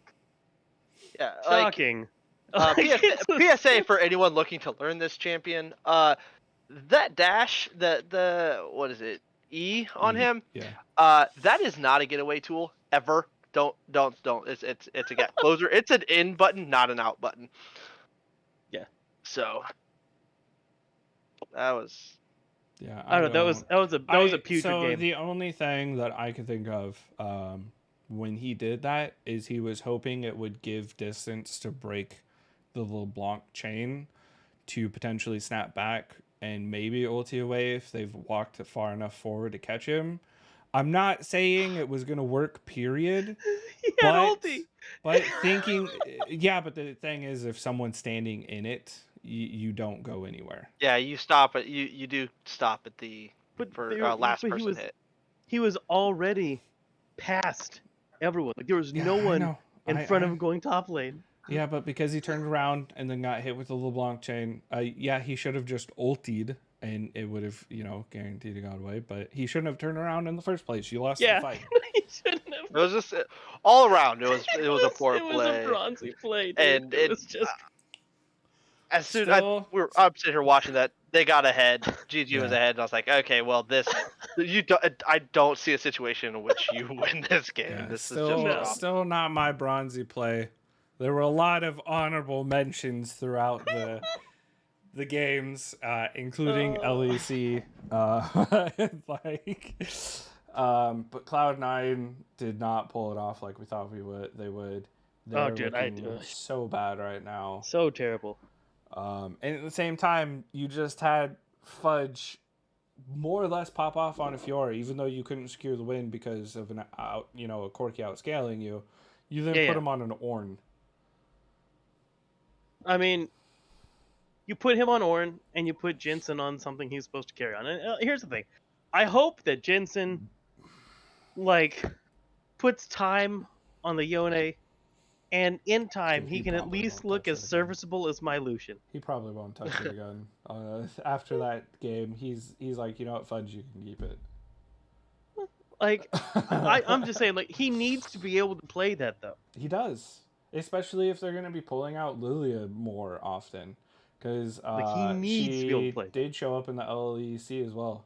So, and like we were saying earlier, percent, health damage on her. Yeah. So, a lot of those types of champions, more popular. But Cloud9 is not looking good. And it feels so bad, though, because it's one game that decides that, 1-0-0-1 for that day. Yep. If they have 3 games to do, 3 potential games that they're playing, right? And he has the worst Yone game that we've seen in Yeah, pro play for obviously the he's most not gonna part. play it again. But But then at least they have another chance where he's not like true, but at the same time, so as into. you look at Cloud9, I don't even know if a second chance would have been better No, for them. I think they potentially are This actually whole 0-6 Berserker in thing, because overall games. obviously you can tell the King and Destiny didn't go with them to Korea, because they're like, oh yeah, we're gonna be good. There's gonna be no issues, and then Berserker fucking loses everything. Then you got Sven under COVID protocols. You got Fudge essentially under COVID protocols. So. Yeah, dude, I don't know. This is My scary. thing is he This has is to scary. like Sven has to be like deathly ill in my opinion, because if Fudge is playing and he's like, yeah, I had some minor symptoms, but he's still So- playing from his room. Or So, maybe no- Sven's across the world. Yeah, if he might- Sven's across he the will- world, then he literally can't play. Well, that's what I was saying though. Like, is he just out there with Berserker? But I guess if it was a potential, He may have gone home. He may have. true. So I can't find anything on where he's at. Well, I mean, if they're expecting week 3, hopefully it's week 3. Yeah. Hopefully Maybe it's next week. You know, maybe Cloud9's 0-5, and then Sven and Berserker Berserker can come in. win it back for him. I don't would fucking say that- know. I will say, like, if I had realized it was going to be this bad, Well, that's why know. in my power picks I put them kind of low in the top, like 4. they may be 5th, dude. Like this Yeah, they could be this is 5th, bad. but and TSM could be 4th. is no. No. Daisy over here. I'll stop you there, bud. I mean, as of right now, though, one of the teams that is solidly still staying within first place, TL. TL versus Yeah. Dignitas, game 2, right? TL went out. They didn't have a perfect game, but they essentially did the same thing to Dignitas that they did to Immortals and said, we're still pissed off about playoffs. Yeah. You're going to get the brunt of this. Sorry. Yep. No, it was almost a perfect game. We had 2 deaths, and then the Hail Mary attempt from the minions on the bot lane turret. Just out there, cannon minion. Chariots of Fire playing, and he's got his last auto going in. Boom, turret goes down. It was beautiful. Beautiful. MVP of the game right there. It Cannon was. minion. The crazy thing is, though, out of the comps that we've seen out of TL, do you think this is an adaptation to the new patch? Or, I mean, what do you think about their drafts? Because it's hard to say, because they played Immortals, they played Dignitas, and they played Cloud9. So how much are you really seeing I don't how know. they can get I think pushed? the one big adjustment to the patch they did take was the Mordekaiser. Yeah. Because he is percent HP damage on his passive. Yeah. I think the Mordekaiser, but like Mordekaiser was still like occasionally getting picked anyways, in specific circumstances. So like I think they picked him because they just felt he was safe against had a whatever different else top was left. laner each game, because he played Swain in this in day 3. Yeah, he's had a different top laner each game, but like it was Olaf that Mordekaiser then Swain. for some reason Anar got picked into it. Still He don't know just what that ran a freaking train over that Gnar. was. He pawned it through. He presses R. What does Nar do? Nothing. There is literally nothing that Nar does to get away He shakes his ass. from Olaf. When I threw my house at the Honda. The Honda burst right through it. I don't know what Is that Honda's what doing with these happened? Is that what happened? Okay. Whatever Honda's doing with these new vehicles, they're rather stacked. I'm just saying, this is ridiculous. Oh man. But yeah, like the Mord looked fine. I don't think it was like A game anything changer. spectacular, Yeah. but it was fine. You know, it was serviceable, and it did what they wanted it to do. He could go in, get some damage down. He basically was chipping this guy under tower, and he couldn't get moved from under tower because of the shield. Yeah, look at the Gangplank. You So know, I thought for sure that it was. I feel like that matchup was just misplayed because I do think that the Gangplank should be favored over the Mord initially, Initially, and then but if the like Mord it just gets kind of like ahead, evens. though, yeah. Yeah, but like it should like he should be a little bit ahead, and then everything should even out, and then the two of them really shouldn't be able to do anything to each other. Yeah. Yeah, Gangplank should just walk up, barrel the wave, walk away. Yeah, because he doesn't want to get close to Mord because Mord will kill him if he gets close. Yeah. But Mord doesn't want to eat barrels either, so Mord's staying back too. They're like, all right, you just push the wave back over this way. All right, then he kills it, and you have to push the wave back over the other way. Pretty much how that should wind up being around level 9, where Yeah. neither one of them wants to get close. neither of them want to play with each other. I'm more Yeah. concerned Well, on this was another like incident. This is the second game in a row where Dignitas's draft I just don't agree with Yeah, at yeah, all. we were talking Yeah, about that when 'cause we were watching it too. You pick Ari, Gangplank, Viego into Alistair, Trundle, Mord. I'm more concerned with their second, like their first three. Sure, okay, fine. Other than the fact Viego's win rate is abysmal.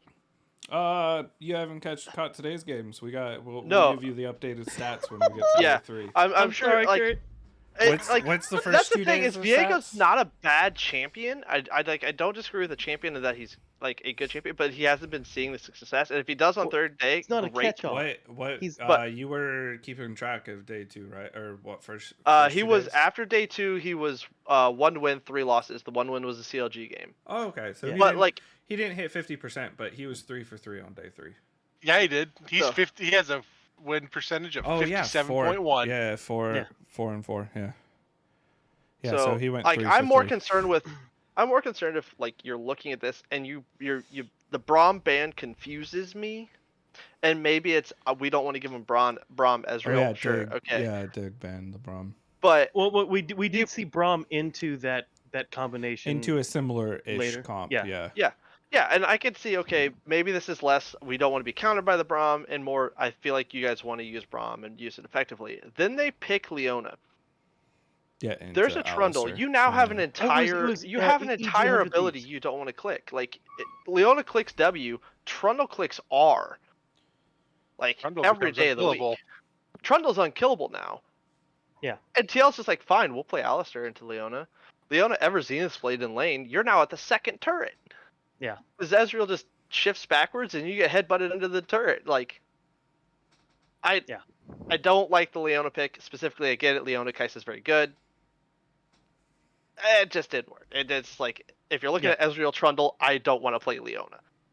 Like, I get it. Good for Kai'Sa. Bad with what you're up against. Maybe not a good pick up there. So I mean, maybe just pick a different support.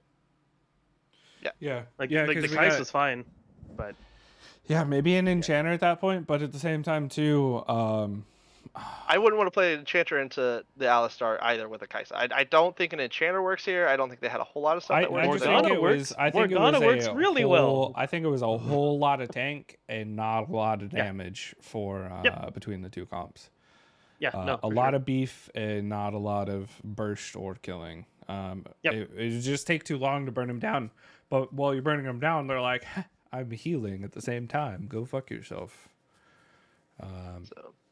But yeah, TL ended up winning that, beefiness. And then we got our second game to watch, EG versus 100 Thieves. That was the Braum this time into that same combination. Which we had that conversation of, was the Braum, because we saw the ban in the first one, was the Braum that significant in the next one? And I thought he was, because there were multiple times where they tried to bushwhack you and they hit the charm, but then you see Braum come in and stop all follow-up damage and they turn the fight around. If they didn't have the Braum, not saying, the fight wouldn't have still been turned around, but I think the amount of damage mitigation that he caused in a lot of the fights is what really turned it for EG. The mitigation was more useful in the picks. It really didn't happen too much in the fights per se. in the skirmish. like- Yeah, it was more for the skirmishes, which was perfect because early was game good, yeah. skirmishes is where you're trying to get your advantage. But Braum which shows is up. fine. And like I said, then I give you that one. I just think that I don't think that the difference between having the Braum in and out and having the Alistair in and out in that Dignitas game, like when you look at the drafts, I don't think that is that big of a difference there. Just because like the principle behind it is still the same. Like once you get to the team fight portion of it all.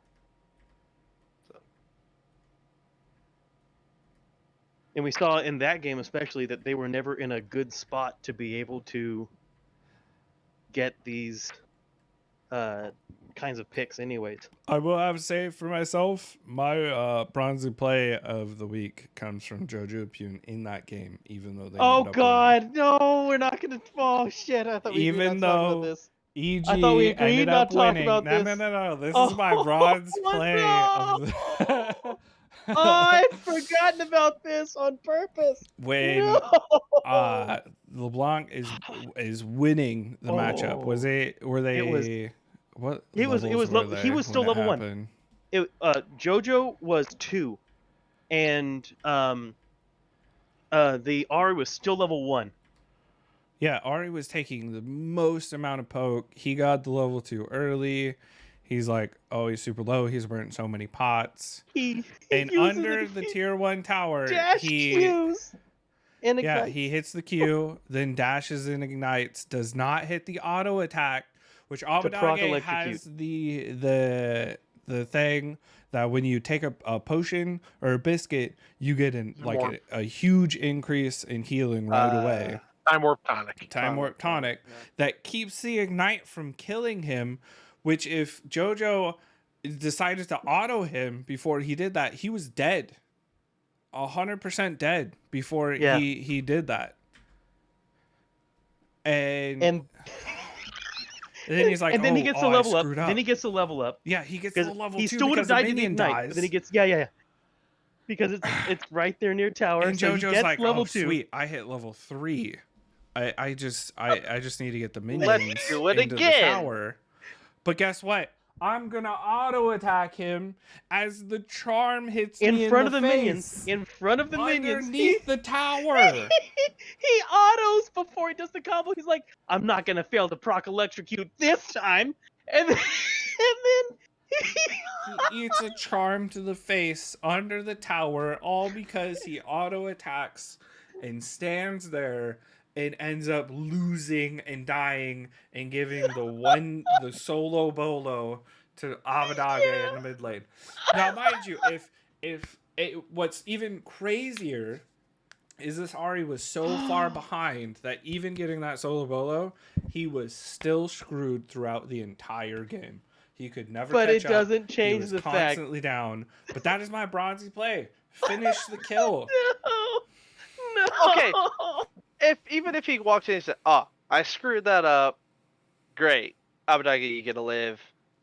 It's the Ari level 2. Like, let's try it again. And Yeah. But You it fuck wasn't it even up like again. it wasn't even like let's try it again, right? He didn't like dash and then use his other abilities to try to finish the kill. No, Yeah, he didn't this get dude he didn't dash. started get with an charmed. auto attack. Yeah. He started with an he- auto attack and yeah. didn't move offline. Just immediately got charmed into 2 turret shots and a death. It will was say, the most did- embarrassing thing. he did W under turret, which is what, like, that was how he started off that second tower dive was. Yeah, I'm it was gonna W, Q, and then he did an auto. That was the start of the tower dive, not the second part of the tower dive. He just straight up walked at Abadage to try to finish the kill. and autoed him. Yeah. So And he started with an auto and ate the charm in the auto animation and then just died. Yeah, which is that like he's 200 health. I don't know. You're level 3. You have all of your abilities up. I don't know. Dash at him or something first. Like you can dash offline. his W was down at the time because he Okay. like He W's. Then he shouldn't W's be in front of he- the wave with no W. He he clears he out the W'd the minions. wave. He Yeah. clears oh the my minions with his God. W, That's what and then did he it. goes to auto. That's Yeah, what did it. If here's the whole other thing. You autoed, like, sorry, you're on 0 ping and you're a professional player. There's no way. You man. should all he had to do to stop it, hit the W key again. Yeah, just snap back. Hit it again when you see that charm animation start coming, because like you know it's coming. Ari's level 2. You know he didn't level up Foxfire. You know he didn't. Click W. Don't Yeah. prolong this. You don't have your gap closer you anymore. You see the charm. That is mostly a max range charm. That's like tactical. In a later game with the CLG game. Oh, actually, you know what? It's also Jojo Pune in the same game when he was clearing that ward. Yeah. But to transition into the CLG TSM game, the tactical, right? Oh my God. TSM, was it tacticals on TSM, right? Dude, TSM has gone through way too many fucking 80 carries right now. It's getting annoying to remember where stick with everybody is. Tacticals clearing a ward, the Pixel ward over by Dragon because they're getting priority. The CLG mid laner, who the hell is he? Palafox. Palafox. He's sitting there, max range charm, which you could tell he saw it. It was easy. He saw it because he E'd So when he but saw he shifted it. late. I do want to correct. Palafox was playing Twisted Fate in this game. Then it wasn't that game. It had to be 100 Thieves. Yeah, it was 100 Thieves before the Dragon. Was it Danny that got caught? Dude, I don't know. There's so many. No. It It was tactical, but it was 100 Thieves. So it was 100 Thieves with a max charm. It's just charm's not very fast. These players should be well versed enough to respond he to it. buffered the charm. Saw it. Yeah, is he what saw it wound the up doing. charm. It was like He buffered it I see instead of just I'm getting gonna out of the way. but it still hit. And like we said, the same thing happened. Ari hits LeBlanc with a max range freaking charm. And he sees it coming because he W's, but it still hits.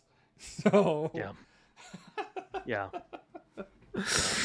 But CLG, TSM, we thought TSM could do it. Well, again, before this is we one knew about CLG's buff. CLG practiced in the offseason. Holy shit. hyperbolic time chamber. They're like, all right, we still suck, but guess what? We've got You guys suck more. We studied in the hyperbolic time chamber. You guys can go do what you want. We studied, and their studies have proven effective. So The thing that I don't like in this, and just to rattle off, like CLG, Jace, Nidalee, Twisted Fate, Senna, Seraphine. Yep. No, just so none we're of clear, these of these champions have over what 2,700 health, right? Yeah. But real quick, And all of them have. Oh, go ahead. I was gonna say, just so we're clear, in this game, probably the most impressive bait and switch I've ever seen was pulled off by CLG. They picked Senna, and so TSM responded by picking Tomkin. Yeah. It's like, ha, joke's on there was you. a lot of that. Double from the enchanter drafts. again. Like But, Lucian gets picked, and the enemy team says, "Fine, we'll take the Nami." Yep. Like, Like, okay, that's cool. not happening. Cool. We'll put him with Lulu and still shit on you. Yeah. Yeah. You now have to play the Nami. With, all right. But so you're looking at those like all like great poke champions. I think your worst poke champion is TF here, who has wild cards, which is nothing to sneeze at. But But it's wild. card. Gwen, Like Gwen, Gwen, Viego, Galio, Jinx, Tom Kinch. Yep. You're banking on Tom Kinch Wing in and hitting somebody, which is aggressively telegraphed. Yep, and Or Viego coming in there, or Gwen Viego's going in there. coming in, or somebody like diving. There's nobody who's engaged on here is not aggressively telegraphed so you are constantly having to flank Yeah. these guys. And as soon as I did not see any. No. The couple of team fights that TSM did win, it was flanking, getting them cornered, and winning this. Or You see this failed top giant- lane dives. Just saying. Yeah. That, I mean, turrets are nasty, but pick engage. I get mean, it. You don't want to 5v5 this team, But but Galio, I'm still saying- man. I'm That's still what saying- TSM I'm- saying. They got Galio. That's their okay, we're gonna engage. predator. I'm telling you right Predator now, in, I guess. my annoyance comes from, and this will still run stands, directly at you. because they decided they had to pick Tom Kench. There was something that they could have picked into this that would have worked really well. It is Morgana. If you have to run at them, and you don't want them fucked up, there's Morgana. So yeah, Or here, newsflash, here's another one, Olaf. Yeah. Olaf is also really good at being able to run directly into enchanters. so they attempted to run face first. They just kept getting Into the rooted CLG, and and stunned they and just rooted kept and getting stunned pushed and back. rooted. Yeah. It was The last fight in TSM's base was just like a perfect example. They're like, didn't matter how many times you were on Yeah. top of them, they made more space, they healed up, and then like continued to fight. Like, if you're gonna team fight it, something like that, you need to engage and stick to these Yeah. guys. And they just flat out did not have it. From what I saw, though, I'm still not sold on the TF pick there. Like, it works, but I'm still not sold on it. I'm not super excited about it, but it worked. They were did hoping to something. have a guaranteed stun for an Italy spear that just never was there. They just never Italy wants somebody to have just a point click stun. This was a way to get it, and you don't want to do it into Galio. Get it to move that to bot lane, Yeah. but But they weren't Yeah, even what, fighting gold- for bot lane. Like Italy stayed at top. Yeah. She's like, I'm gonna stay top and mid. Screw with my bot lane. Goodbye. Yep. Wait, and bot lane had like probably the most setup for her. Yeah, Like, but I mean, Well- at the same time, like, there's literally no danger of them dying to anyone on the opposing team. I feel like CLG was just super comfortable the entire game. They're like, oh, we are safe. We're in our little huddled bubble here, and you can't come. Like, it's Yeah, Seraphine CLG. Senna. There's no way you walk into that. You can't. yeah. And I mean, CLG, they're using the patch in their favor, and their drafts are, giving them the victory at this point. And they're like, oh, call us last place. We'll show you, Yeah. Understood. My apologies. Sorry. I And, didn't realize this is what we were doing this time. And you know what? That's what Immortals has been trying to prove the entire time too. Is it they are last place? We're not that drunk, right? That's what they're cheering, right? We're not that bad. With their We're victory not that over bad. FlyQuest in the final game. No, they're that bad. I mean, I- no, they're not that. I understand it's just one Not week, comparatively. but Not over comparatively. 3 Not games, comparatively, but- technically Cloud9 is worse. God, dude, this is so shitty. I hate this freaking league, dude. This is terrible. Like, the thing is this. It's like I don't. You cannot convince me that not having Sven Berserker, thus far an untested bot lane, is the reason why C9 is 0-3.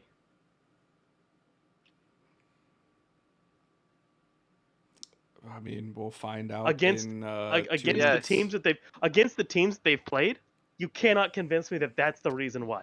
Yeah, we'll find Like, out there's- in 2 weeks. That's God, dude. This is We'll, This we'll is be fucking revisiting rough. that once we finally see Ah. Berserk Once and the Sven roster's on the main in, stage. we'll, yeah. hate this we'll return to league. this. But I mean the Immortals If anyone FlyQuest. starts swapping picks on me, by the way, please do. Just swap picks Please on do. me all the time. I'll probably get more points this way.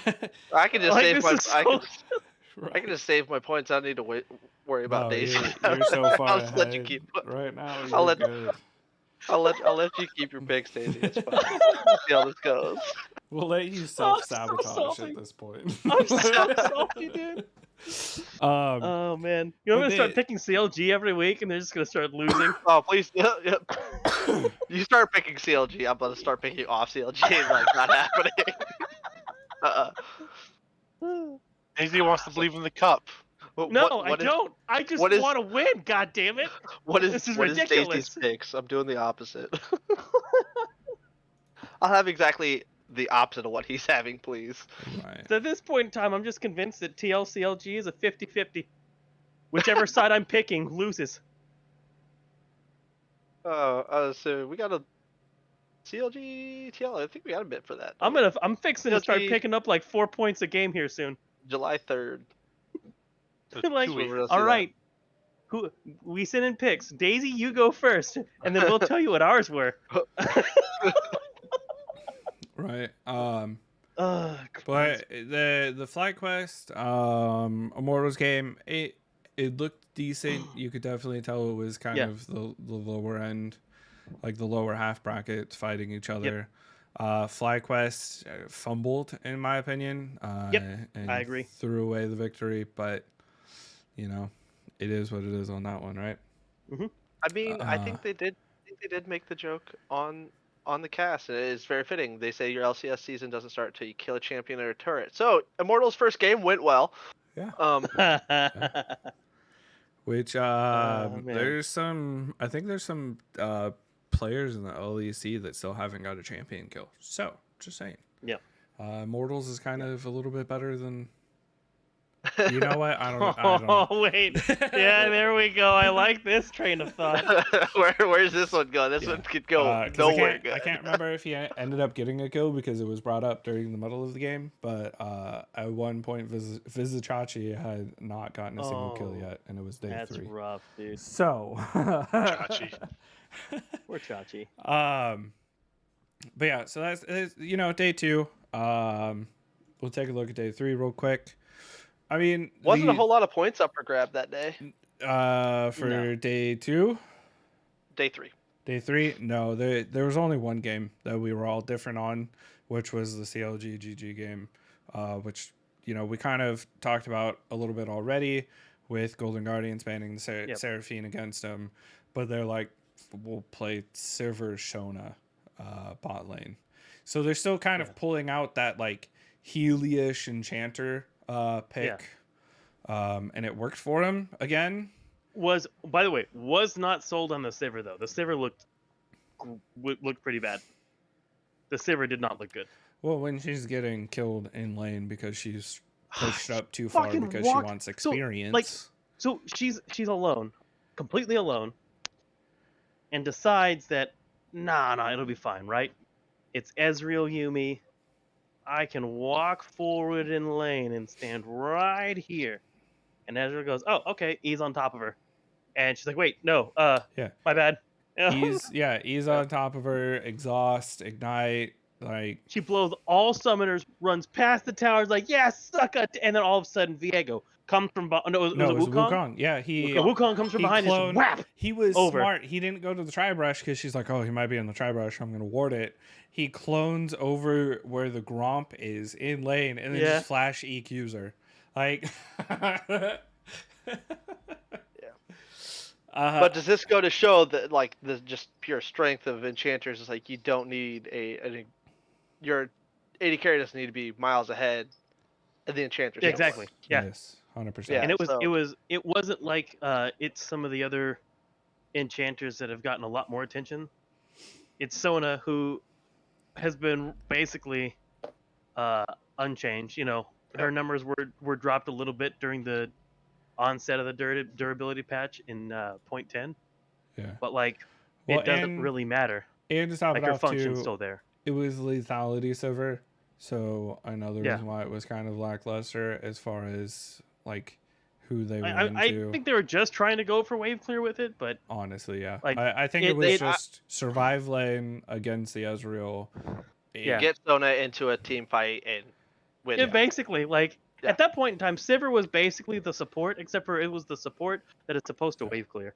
so that Sona can do her job. Yeah, CLG has kind of adapted into that. Let Dokla potentially be the carry, and Yeah, which he's been doing good. So, Yeah. again, like I said earlier, props to them for like giving this guy resources and another chance of doing it, because he's first week, so it's what it is. But yeah, we'll They've have been to doing He see. seems to be so far. stepping up well, though. Yeah, we'll have to see the growth, especially from all the other teams, to see how much more of them want to adapt to the top lane actually carrying versus like trying Yeah. to split it through everybody.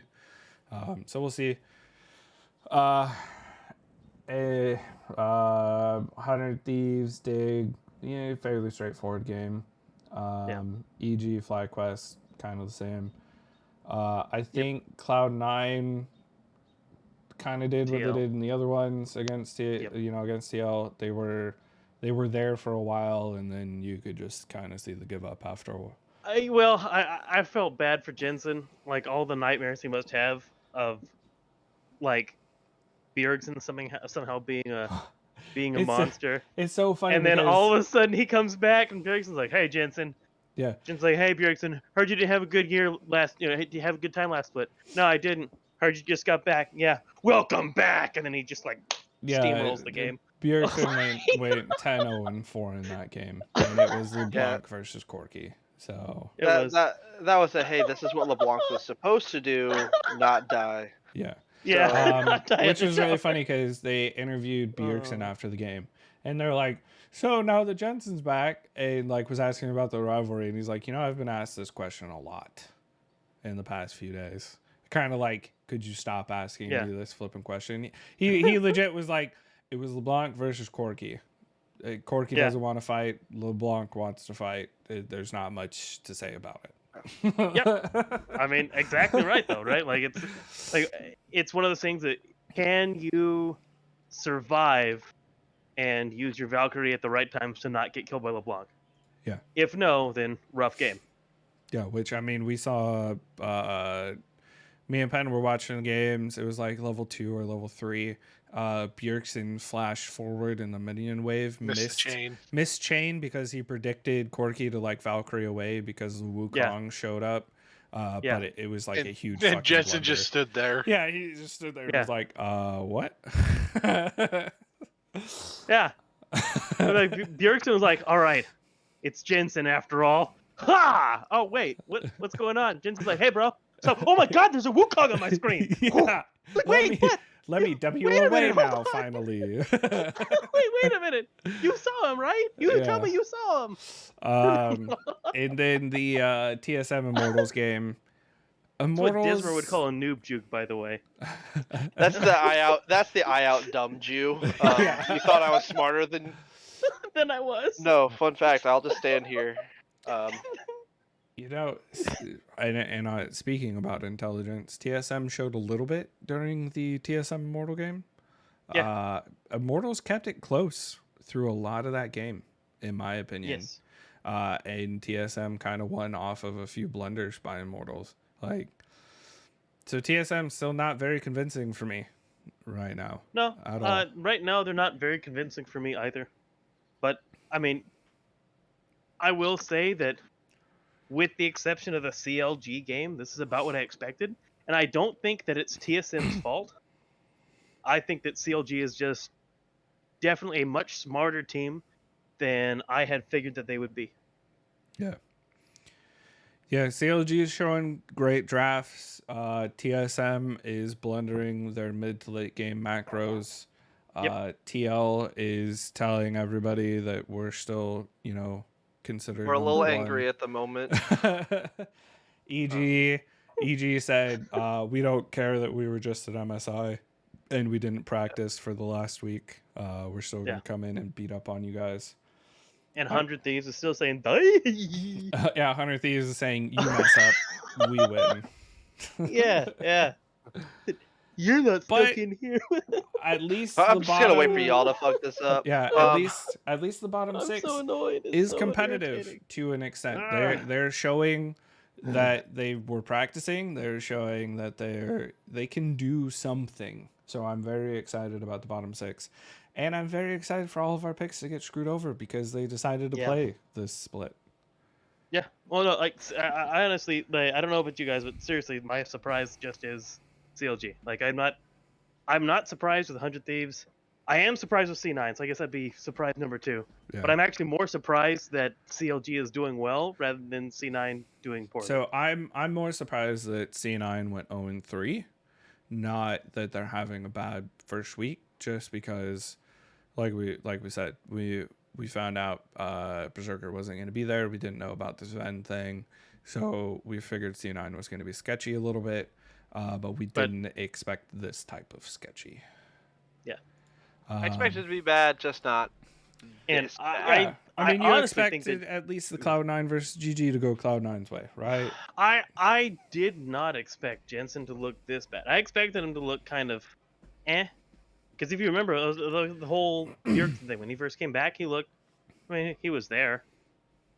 You know, like he kind of hit his buttons and stuff. And Yeah. looked like someone that is cosplaying as a mid laner, but what you'd expect. We're from hoping Bjergsen. it's the rust, right? We're hoping Like, he can get in the groove. Jensen's first game I thought was overall pretty decent. He just I figured hiccups in the mid game and positioning and finding relevance later on because he had a good early game as Victor when the skirmishes were happening, but then had struggled to find relevance later on. So okay, maybe a different pick and everything will be fine. But that Yone game really opened my eyes, just like, oh god, this could be a little bit of a rough stretch.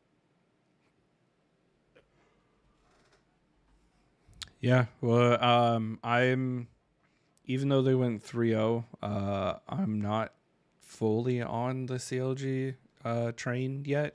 Oh, I'm not. I don't think that they're. I'm not, top hanging out with the conductor quite yet. Their shit team. Leave. They're garbage. Can't see him going anywhere this season. He's like, as he picks him 3-0 next week. So talking about next week, right? Because we said we would do this.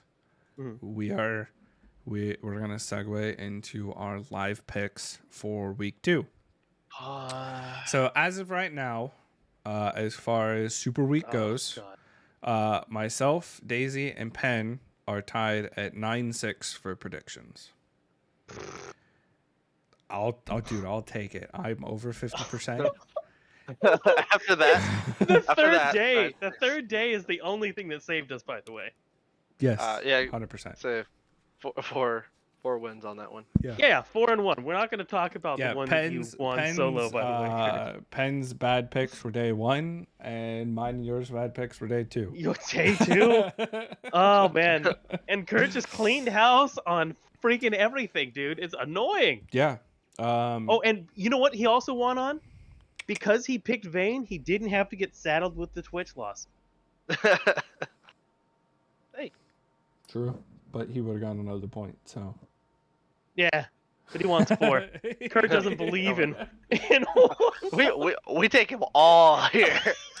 Which, We go as we're points or talking nothing. about points, because I do have our points listed below. Me and Daisy both have 10 points. Penn has 14 points, and Curtis has 19 points. God. With the point structure, so anybody who's listening knows. So you get a point if you get the predicted team correct.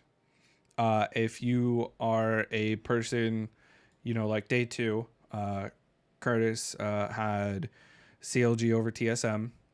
There's a total of 4 points that can be earned. But if everybody picks the same team, it's only 1 point, right? If your team wins and you're the only one that picked them, you get the full 4 points. Now, if it's a 50-50 split, you get 2 points. Yeah, there's 4 points in the lot. Whoever gets them correct the 4 points are divvied up. Yeah. Directly into CLG's pocket. Yeah, and if, let's say if TSM would have won, we would have only got 1 point because we're not going to do half points or quarter points or, 0.3333 or whatever. So we would have only gotten 1 point anyway.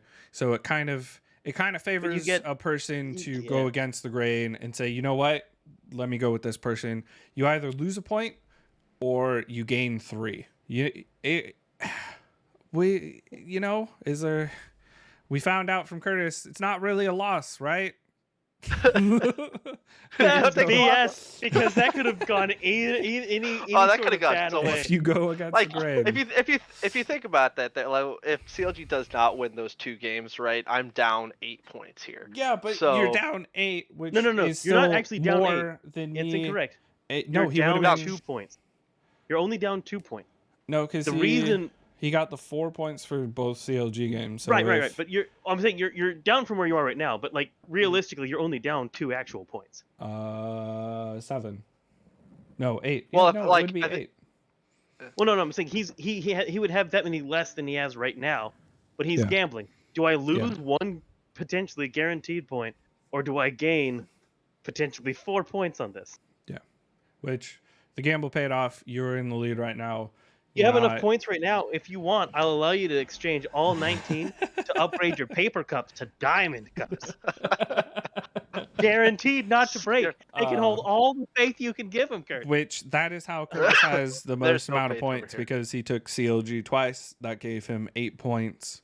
Yeah. Or else he would have had like 11 points instead if he would have went TSM and Golden Guardians. And then Penn, even though he has the same record as me and Daisy, he has the additional 4 points because Kale was played. Kale was played and Kale won. It's unfortunate that it was played into a pick. It was the C9 GG game, and we all picked C9. So it was unfortunate. But he was net positive 3 points on that one. Yeah. Yes, I was. So he gets the 4 points We for take that. those. He does not get any more points for the champion showing up. We said that was a one-time thing. So he is And now. apparently it is also a one-time thing. Yeah. Wasn't picked again. He's bagged his points. So now it's me and Daisy trying to upgrade the paper cups to not be in last place. No, I gave up, dude. Paper mache is what I'm hoping for. We're I'm holding saving my the points up for hose. glue. We don't even have the cup. We're holding the hose. yeah, just cup your hands. It's fine. We're gonna try to. We're gonna By the try way, to squeeze our can we- fingers tight and not let it. Can we talk for a second about Dokla in interviews? That dude talks so much trash. It's beautiful. Yeah. Love it. Like he built his house out of paper cups. Like that is what that dude did. He's on CLG. They win 1 game. That dude is talking the most shit I've ever seen, and it's beautiful. I love it. I hope it keeps going. I will say, like, I do love seeing JoJo's tweets. I think them going up against C9. It's like, we'll see what we do with the budget Bjergsen here. Damn. Oh, Jesus, dude. So, starting off day 1, we have C9 versus Dignitas. So we'll start with the points leader right now. Okay, that is fair. He's like, but while I'm thinking about it, could Daisy go first? Yeah, while I'm gonna go, Daisy, what are you feeling? No, like, I mean, when you didn't know shit, obviously you went 12-3. You didn't know what Apparently, the fuck was knowing going nothing on. about this league is actually better for you.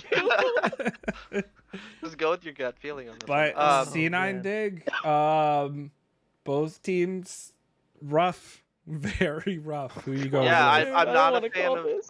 I'm not a big fan of Dig's like drafts at all, but I'm also less a fan of C9's playing. So, I am gonna take Dig on this one. I just don't see CLG or C9 fixing the just mechanical issues. I think Dig can like go to the drawing board and be like, this didn't work, and resolve that.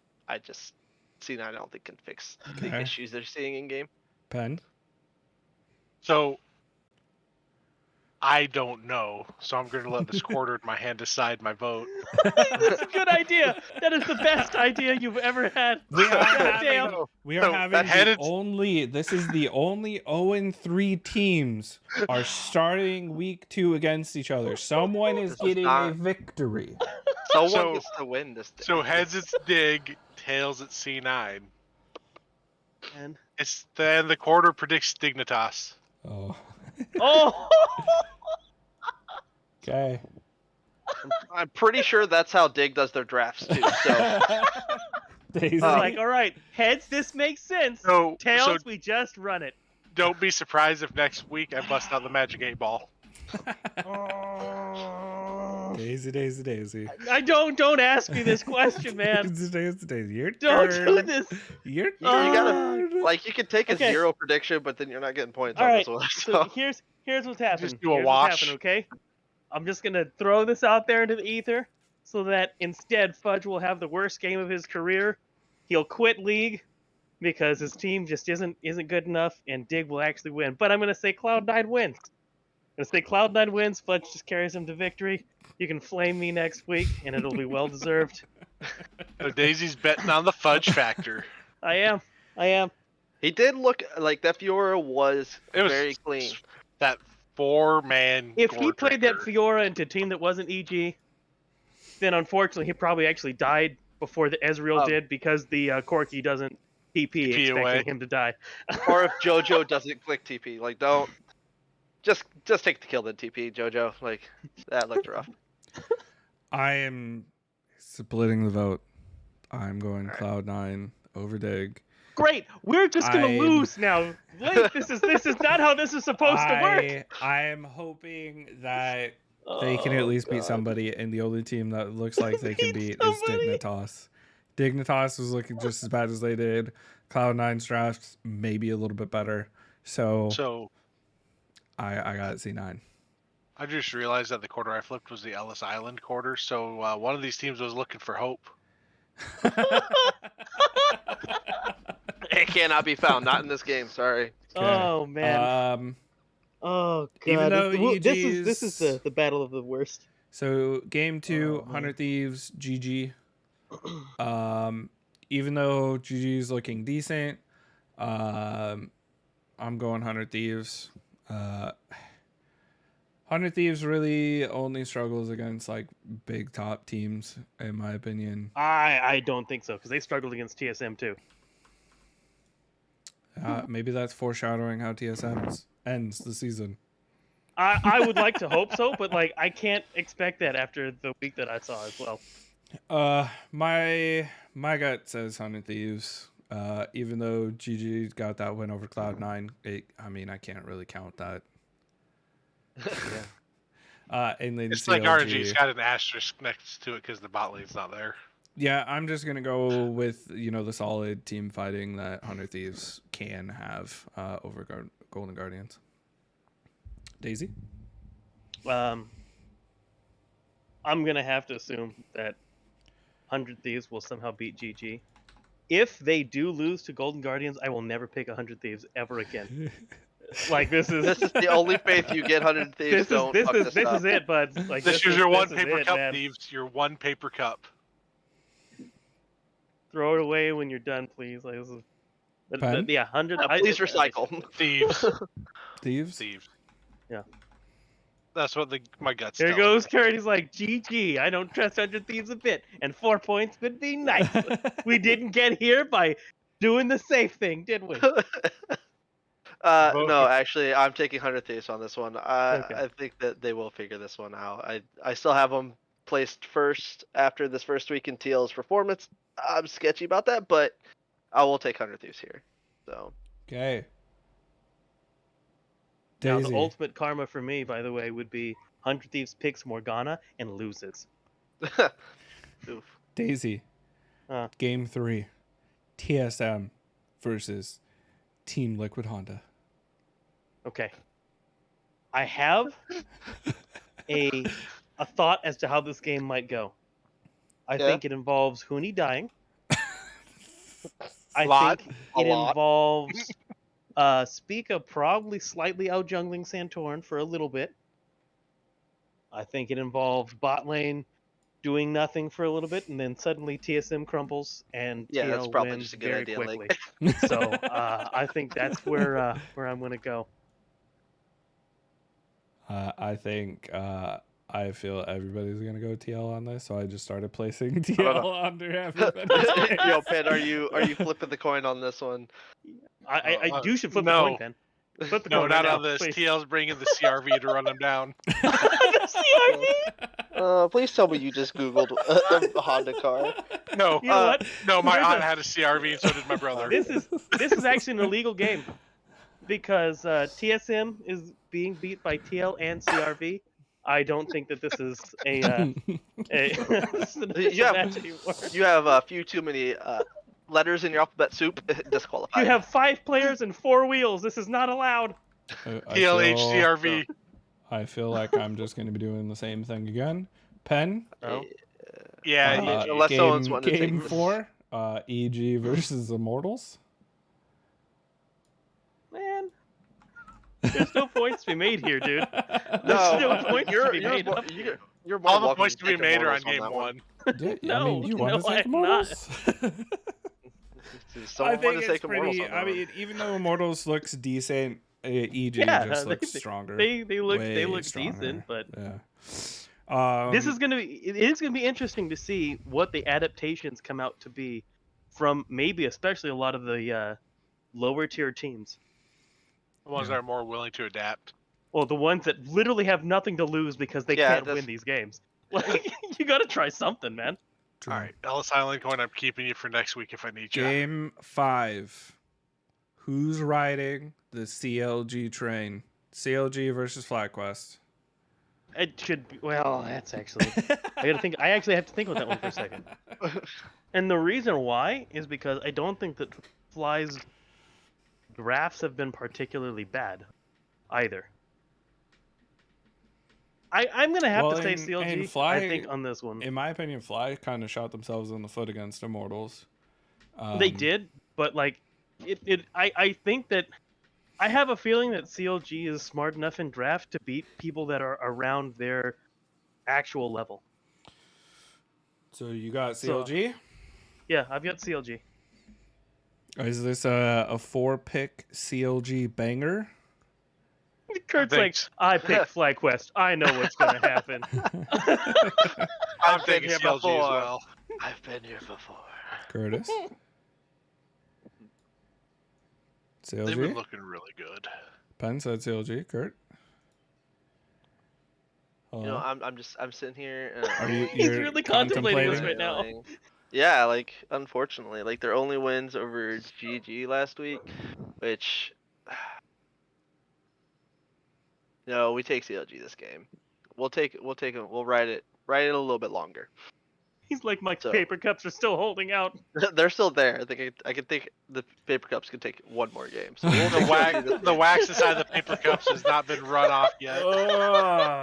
This is. So, I will have to say this is actually. I mean, it is a fairly tough choice. Yeah. Takoi, Philip, the bot lane was relatively my- solid. I'll be honest, I think my favorite thing Yeah. I've seen from Takoi is when he was going to die, he took the turd anyway. Yeah, Oh my I God. loved it. He channeled his internal scion and said, you know, I'm taking the turret with me. I am gonna say CLG does not go 4-0. Okay, sure. He's just playing for the 4 points.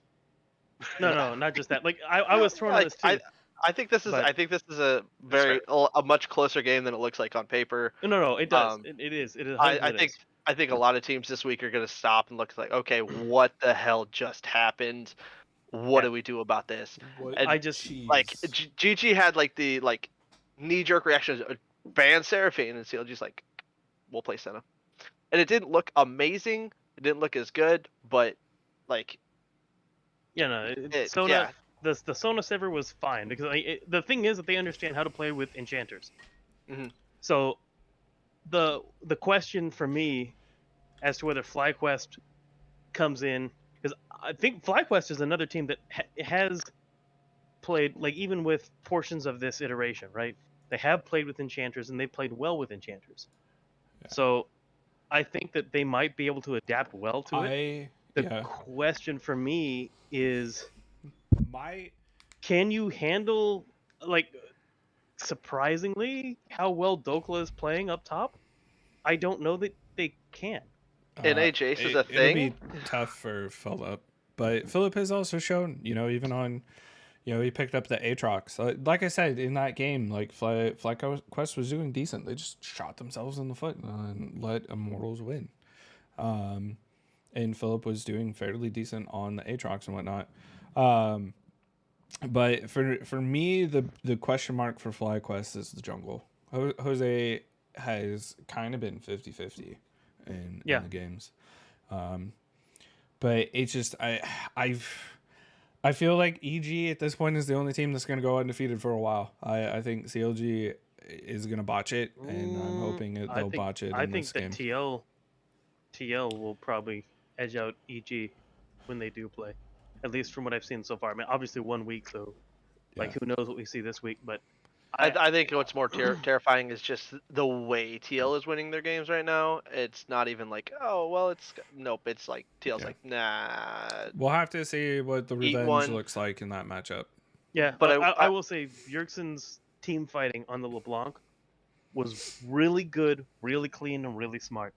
Yeah. And that gave me a lot of hope because basically it was he would throw chains over the wall or whatnot, but he was waiting for HP bars to drop. The moment that people were sub 50, he would go in and blow one person up with one round of spells, go back and do it again, go back and do it again. And it was really well played because it was the team coordination to like corral people and get them low in the first place, and then knowing when to go in to finish everything off. Yep. It was really good.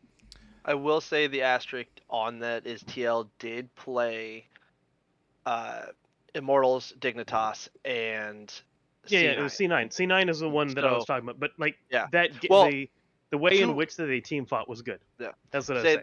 They looked really strong. The question is like they literally played, Immortals, who was we want to see them against last season, and teams. 2-0-3 teams. Like, what do they do against? Do they look as strong against teams who are more cohesive? Yep, that's the question. EGs.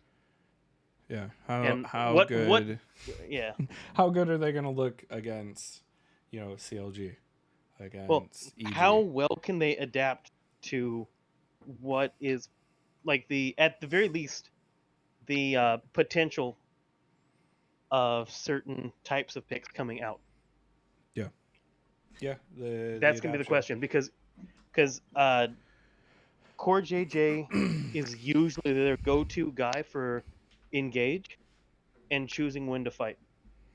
When that gets relegated to someone else, what does it look like? Mm-hmm. Yeah, we'll have to see. I think that honestly, Bjergsen's pick of Zilean will land really well in more enchanter-heavy metas. So I think more they have top lane. pretty good. Yeah, with the enchanter and top lane carries right now, he can definitely just tell Boko, all right, go have fun. I'll keep you alive. So day 2, right? First game, day 2, Golden Guardians TSM. Pen. Taking Golden Guardians on this one. Okay. Just because I'm anti-TSM at the moment. I'm very upset with that. I'm very upset with you right now.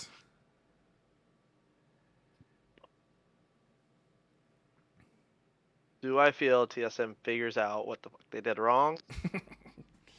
Well, and to top it off, they played TL the day before too. So yeah, well, they're meant to be put back together after TL shreds it.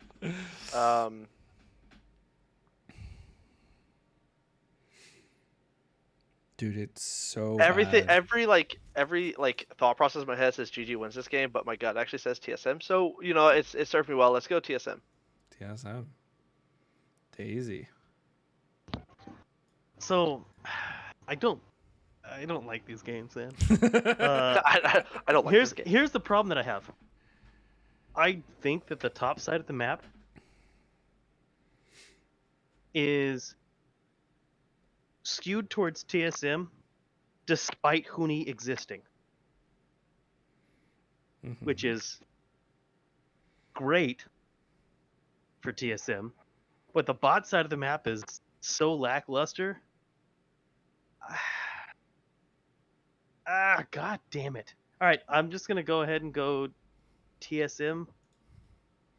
I do think that the strong point for Golden Guardians has been Licorice, and Yeah. I do think that he is going to struggle against how well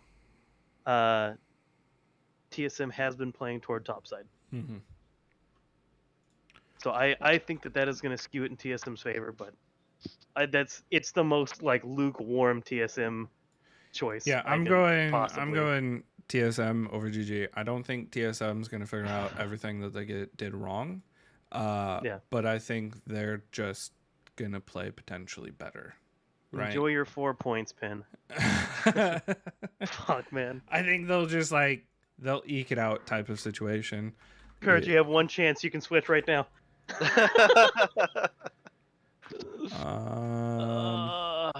I'm just gonna do this while you guys talk about your picks. yeah. Game 2, TL versus FlyQuest. Yeah, I drag think that That should be TL a across the resounding board. TL victory.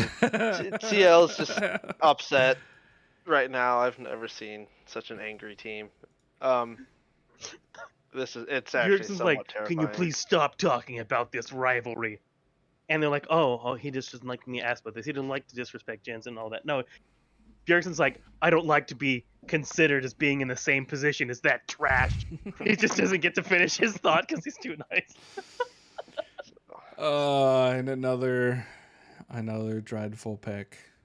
Game 3, Cloud9 versus 100 Thieves. 100 Thieves. Thieves. Yeah, Dude, that hurts too. I don't think I'm still We know how much odd. you don't Yeah. like. You know what? No. Can I?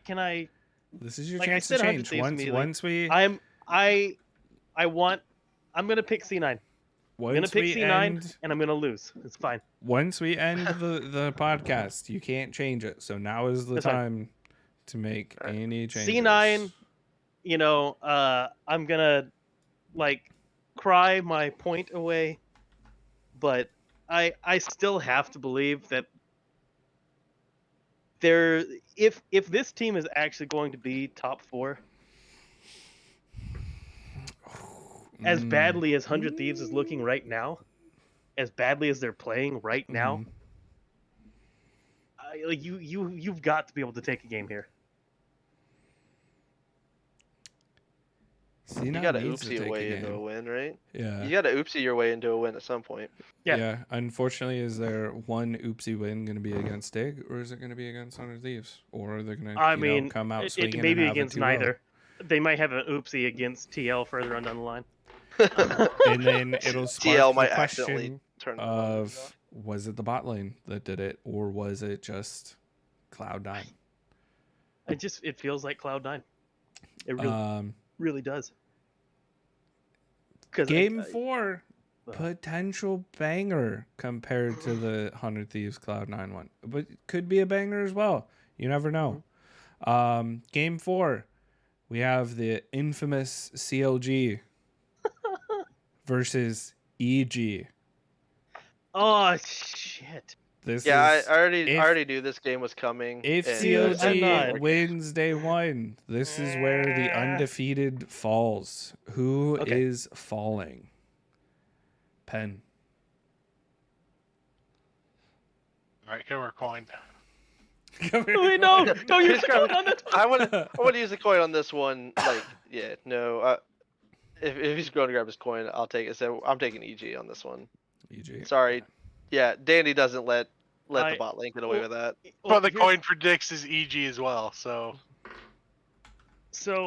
that's what my gut says anyway. Before I flip the coin, I had EG in my notes.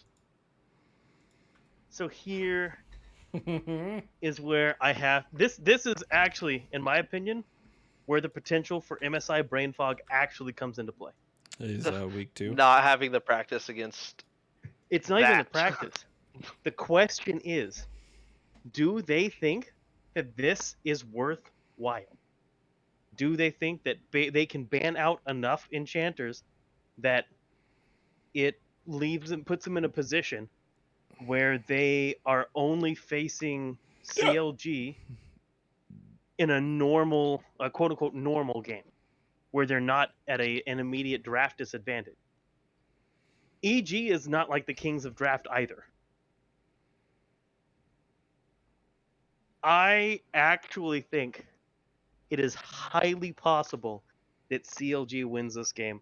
I'm going to go ahead and take CLG, but I do expect EG to win.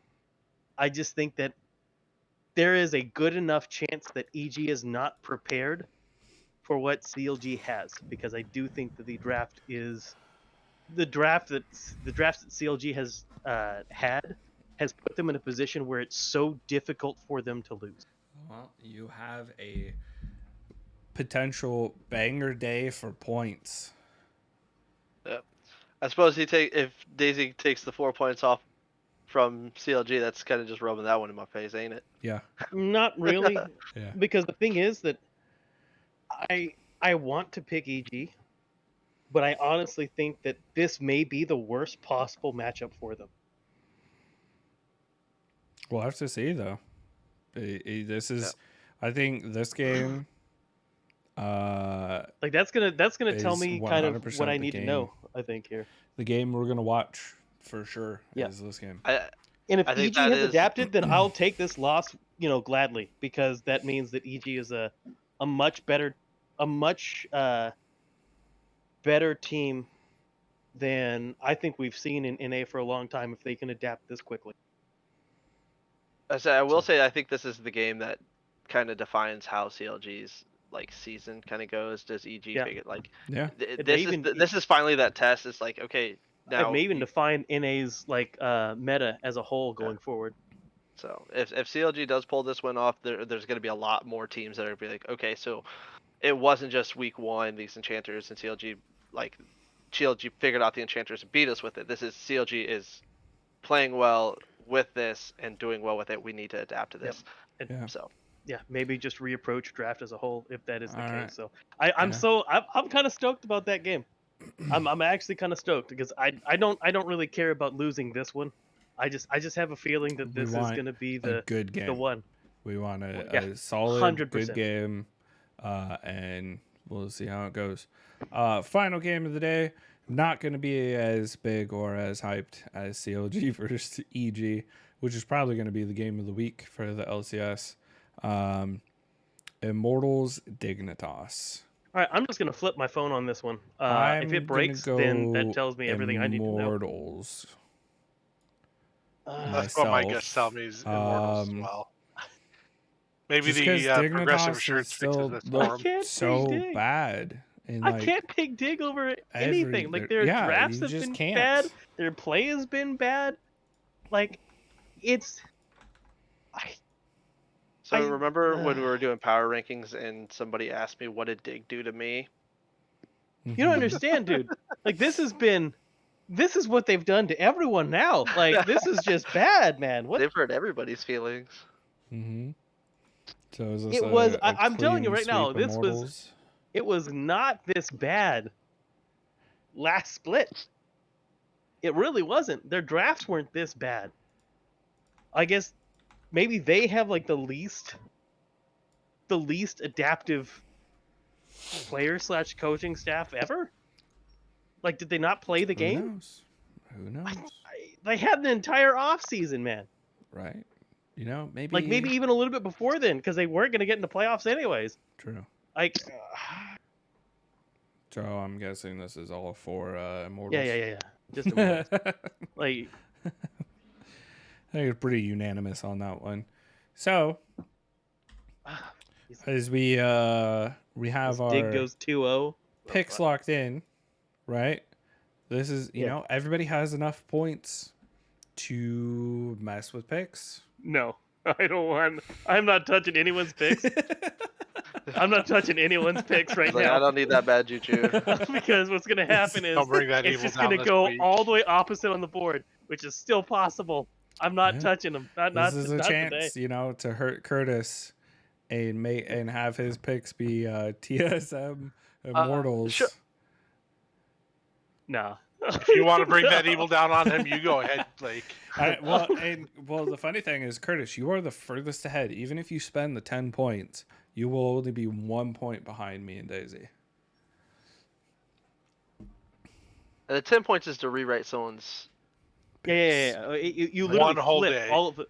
One whole Yeah. day, you flip all of them. I mean, you don't have to flip every single one of them, but Yeah, it- you can You pick can out pick of and all of choose. them. you, You you can pretty pick much and choose, choose yeah. one person, and you get to mess around with their picks. Well, actually, I thought we said it was just going to be a full flip. No, we said that they could mess with them. I don't know if like a full flip because if you think Well, about because it, you're like rolling the dice. You're rolling the dice on those. yeah, Yeah, I would say it's a full. I would say it's a full flip. You 50-50 all their picks, but Because like it could go really well for you. Like if you're choosing the same shit, you're like, oh, looks like you don't get any points today, buddy. like so no, I think I'm gonna leave everyone's points. We'll see how this week turns out. when before I we start. say like coin flip, apparently literally that's what we mean. Coin flip. Grab a quarter and go, buddy. As I said, that's why I'm going to keep hold of the Ellis Island coin. So The hope factor. so no, we'll leave. There's no one I really want to. No one's yeah, picks you're said the that it was only this one really. not in threat of really harming yourself with spending the Yeah, 10 right. points. Yeah. With your 12-3 record That's- too. Hey, one Okay. good week. Right? One good week, hoping for a second good week. I just want more good games. Overall, outside of like the TL games, I felt a majority of the games were fairly decent. And I'd like to see that. So well, week 2 obviously has thrown us into a blunder because unless you're a top 3 team, at this point, we've no idea what the hell you're gonna do at all. I think after this week we might have a better grasp on what we're gonna see. I think it's gonna take 2 weeks out, personally. Well, I just think there's like specific games that it's going to be very telling on. That's true. Yeah. How, and then people obviously seeing what the first week brings, how they respond to it. It's going to tell a lot of how they are going to move forward in this split. I will say, surprisingly, the games I enjoyed watching the most were CLG's game. Yeah. I will say it looked infuriating to play against. Just Yeah. like Well, it's frustrating. like literally, you looked at it and go, well, considering where draft is, right? The champions that are there, how exactly do you expect to win this game? Like slowly, So- this whole wall of enchanters with a stun card backing it moves forward, and it's like, all right, we run at them. They slowly move back, throwing damage out, and then you're like, all right, well, we can't keep going any further, so we'll just back up. They slowly move forward, throwing damage out, and you're like, oh my god, just stop. Well, I definitely say we have our own key matchups to watch between the 2 days. Day 1, C9 versus Dignitas. Honestly, a pretty key matchup for C9. What? That's their best shot at picking up something right now with the way they're looking. In day 2, EG versus CLG. We definitely have our two hopefully banger games to see how they shake up the rankings. That, and honestly, I don't know. The other one for me is C900 Thieves. Well, yeah, because you're riding the gambling train on that one. It's not even just that one. Like realistically, for either team, this is a extremely important game It's also, in terms of like what it means for the rest of the season for them. Yeah, well, Because I mean, if it's like also 100 Thieves can't beat C9 the way they're looking right now, that does not bode well for them in the future. And if C9 can't beat 100 Thieves the way they're looking right now, like you bring in Sven and Berserker, and okay, so you've got a slightly better AD carry. I say slightly, a much better AD carry. We just better. we have we have a question mark as to whether or not the support's better. But because Sven, I think it's just all shooting in the dark because with how Sven moving and how well Sven and Berserker work together, like it's just complete like a giant question mark. Like they could come in and just start blasting people. Yep. Or they can come in and not make any difference for C9. And I think that latter may actually be a real Possibility. unfortunate possibility. Yeah. Because, I mean, not only that, but especially what if the meta does shift? What if now you're looking at enchanters? Okay, well, is Berserker going to play? Probably not. I mean, just saying, probably not. Brought in the Star 80 carry. All right, you're gonna play an enchanter now. So How do you feel about Seraphine? He's like, all right, well, I learned English for this. Well, we'll have to keep our ear out for when they are Actually, back putting in. Bjergsen or Berserker back in. Berserker back in with Sven, and maybe our picks change when we see C9 versus somebody, and Yeah, maybe we're confident. But Maybe. But I'm picking them this week, but this week is going to tell me what I need to know about C9. well, you're really hoping they do something because you picked them both games. yeah, I think he has Yeah. it twice. Well, I mean, So- 'cause like I said, I do not respect 100 Thieves' way of playing the game. I just yeah, don't. we know. I think everybody knows at I'm this just point. no, Wait. it's over. It sucks to say this, but there is another notable team that like effectively they play the game like If you we'll dare play our compare them, game. I will punch you directly in the face through my But- microphone. but- Don't but- you dare! But Don't look at the you fact dare! he already No, knows who I'm talking no, about. no! Don't you dare! Don't you even dare! Get their name out of your mouth, you I'm just psychopath! saying. I'm just saying. There's another team that seems to play off of, hey, we'll just play our game. As soon as you fuck up, we'll fuck The you. For great Lord Abba Faker and his. that. So yeah, I'm not saying that 100 Thieves is an SKT, but SKT has a very similar. They have a They have win style. changed. They've changed quite a bit lately. So, I will Those- say like they're just very good. It's like, oh, you fucked up over there. Now you screwed up, and we just took 3 turrets for it. Whereas 100 Thieves like, you screwed up, we killed you, we took a turret. SKT at that point is like, you screwed up, we killed you, we took 3 turrets, and now we're on Baron. And what do you do? I'm just saying that So- even SKT has changed a lot of their playstyle. If you looked at MSI, they were much better early game now. Yeah. And the problem was that they were the ones then making some of the mistakes. So If it Yeah. works, if it works, it works. You know. God, I just feel. Dude, I fucking hate this. you're just mad because you knew exactly where I was going. I did as soon as you said it, and I thought it was bullshit then. I think it's bullshit now. All right. All right, that's We're it. gonna wrap this one up. I'm done. Put a bow on it, and we'll talk about more of how Abadake is Faker. related to Faker when 100 Thieves decides to beat up Jensen. Yeah, So- I'm There just you saying, go. if your LeBlanc's gonna auto you under turret, you take that win, okay? And I'm just saying, if you're gonna go ahead of your entire team, flash into Braum to charm, then fail your final freaking ulti dash and get knocked up by the Braum and insta-gib before your team even shows up, that's a Faker play. Yeah. You take those wins, all right? You take those wins. If I've learned anything from ranked, all right. If the other team has somebody who AFKs, you still take that win, Yeah. Very true. all right? All right. We'll end on that one. Talk about how great of a team 100 Thieves is, and how bad of a team C9 is. Because I mean, I can't argue with Fudge, that one, Fudge That can't was- carry the weight of that's just Jensen at facts. this point. though. True. Jensen put on a lot of weight when he was gone, man. Thank you all for listening. We appreciate it. Like, comment, subscribe, follow, wherever you're listening from. Do the thing. Hit the bell, ring whatever, as they say. Thank you all There's for buttons to listening. be clicked. Click them. And we'll catch you on next Sunday after week 2. We'll, go over the games, do our picks, and, go from there. Maybe we'll see something a little bit better. Thank you all. We'll catch you later.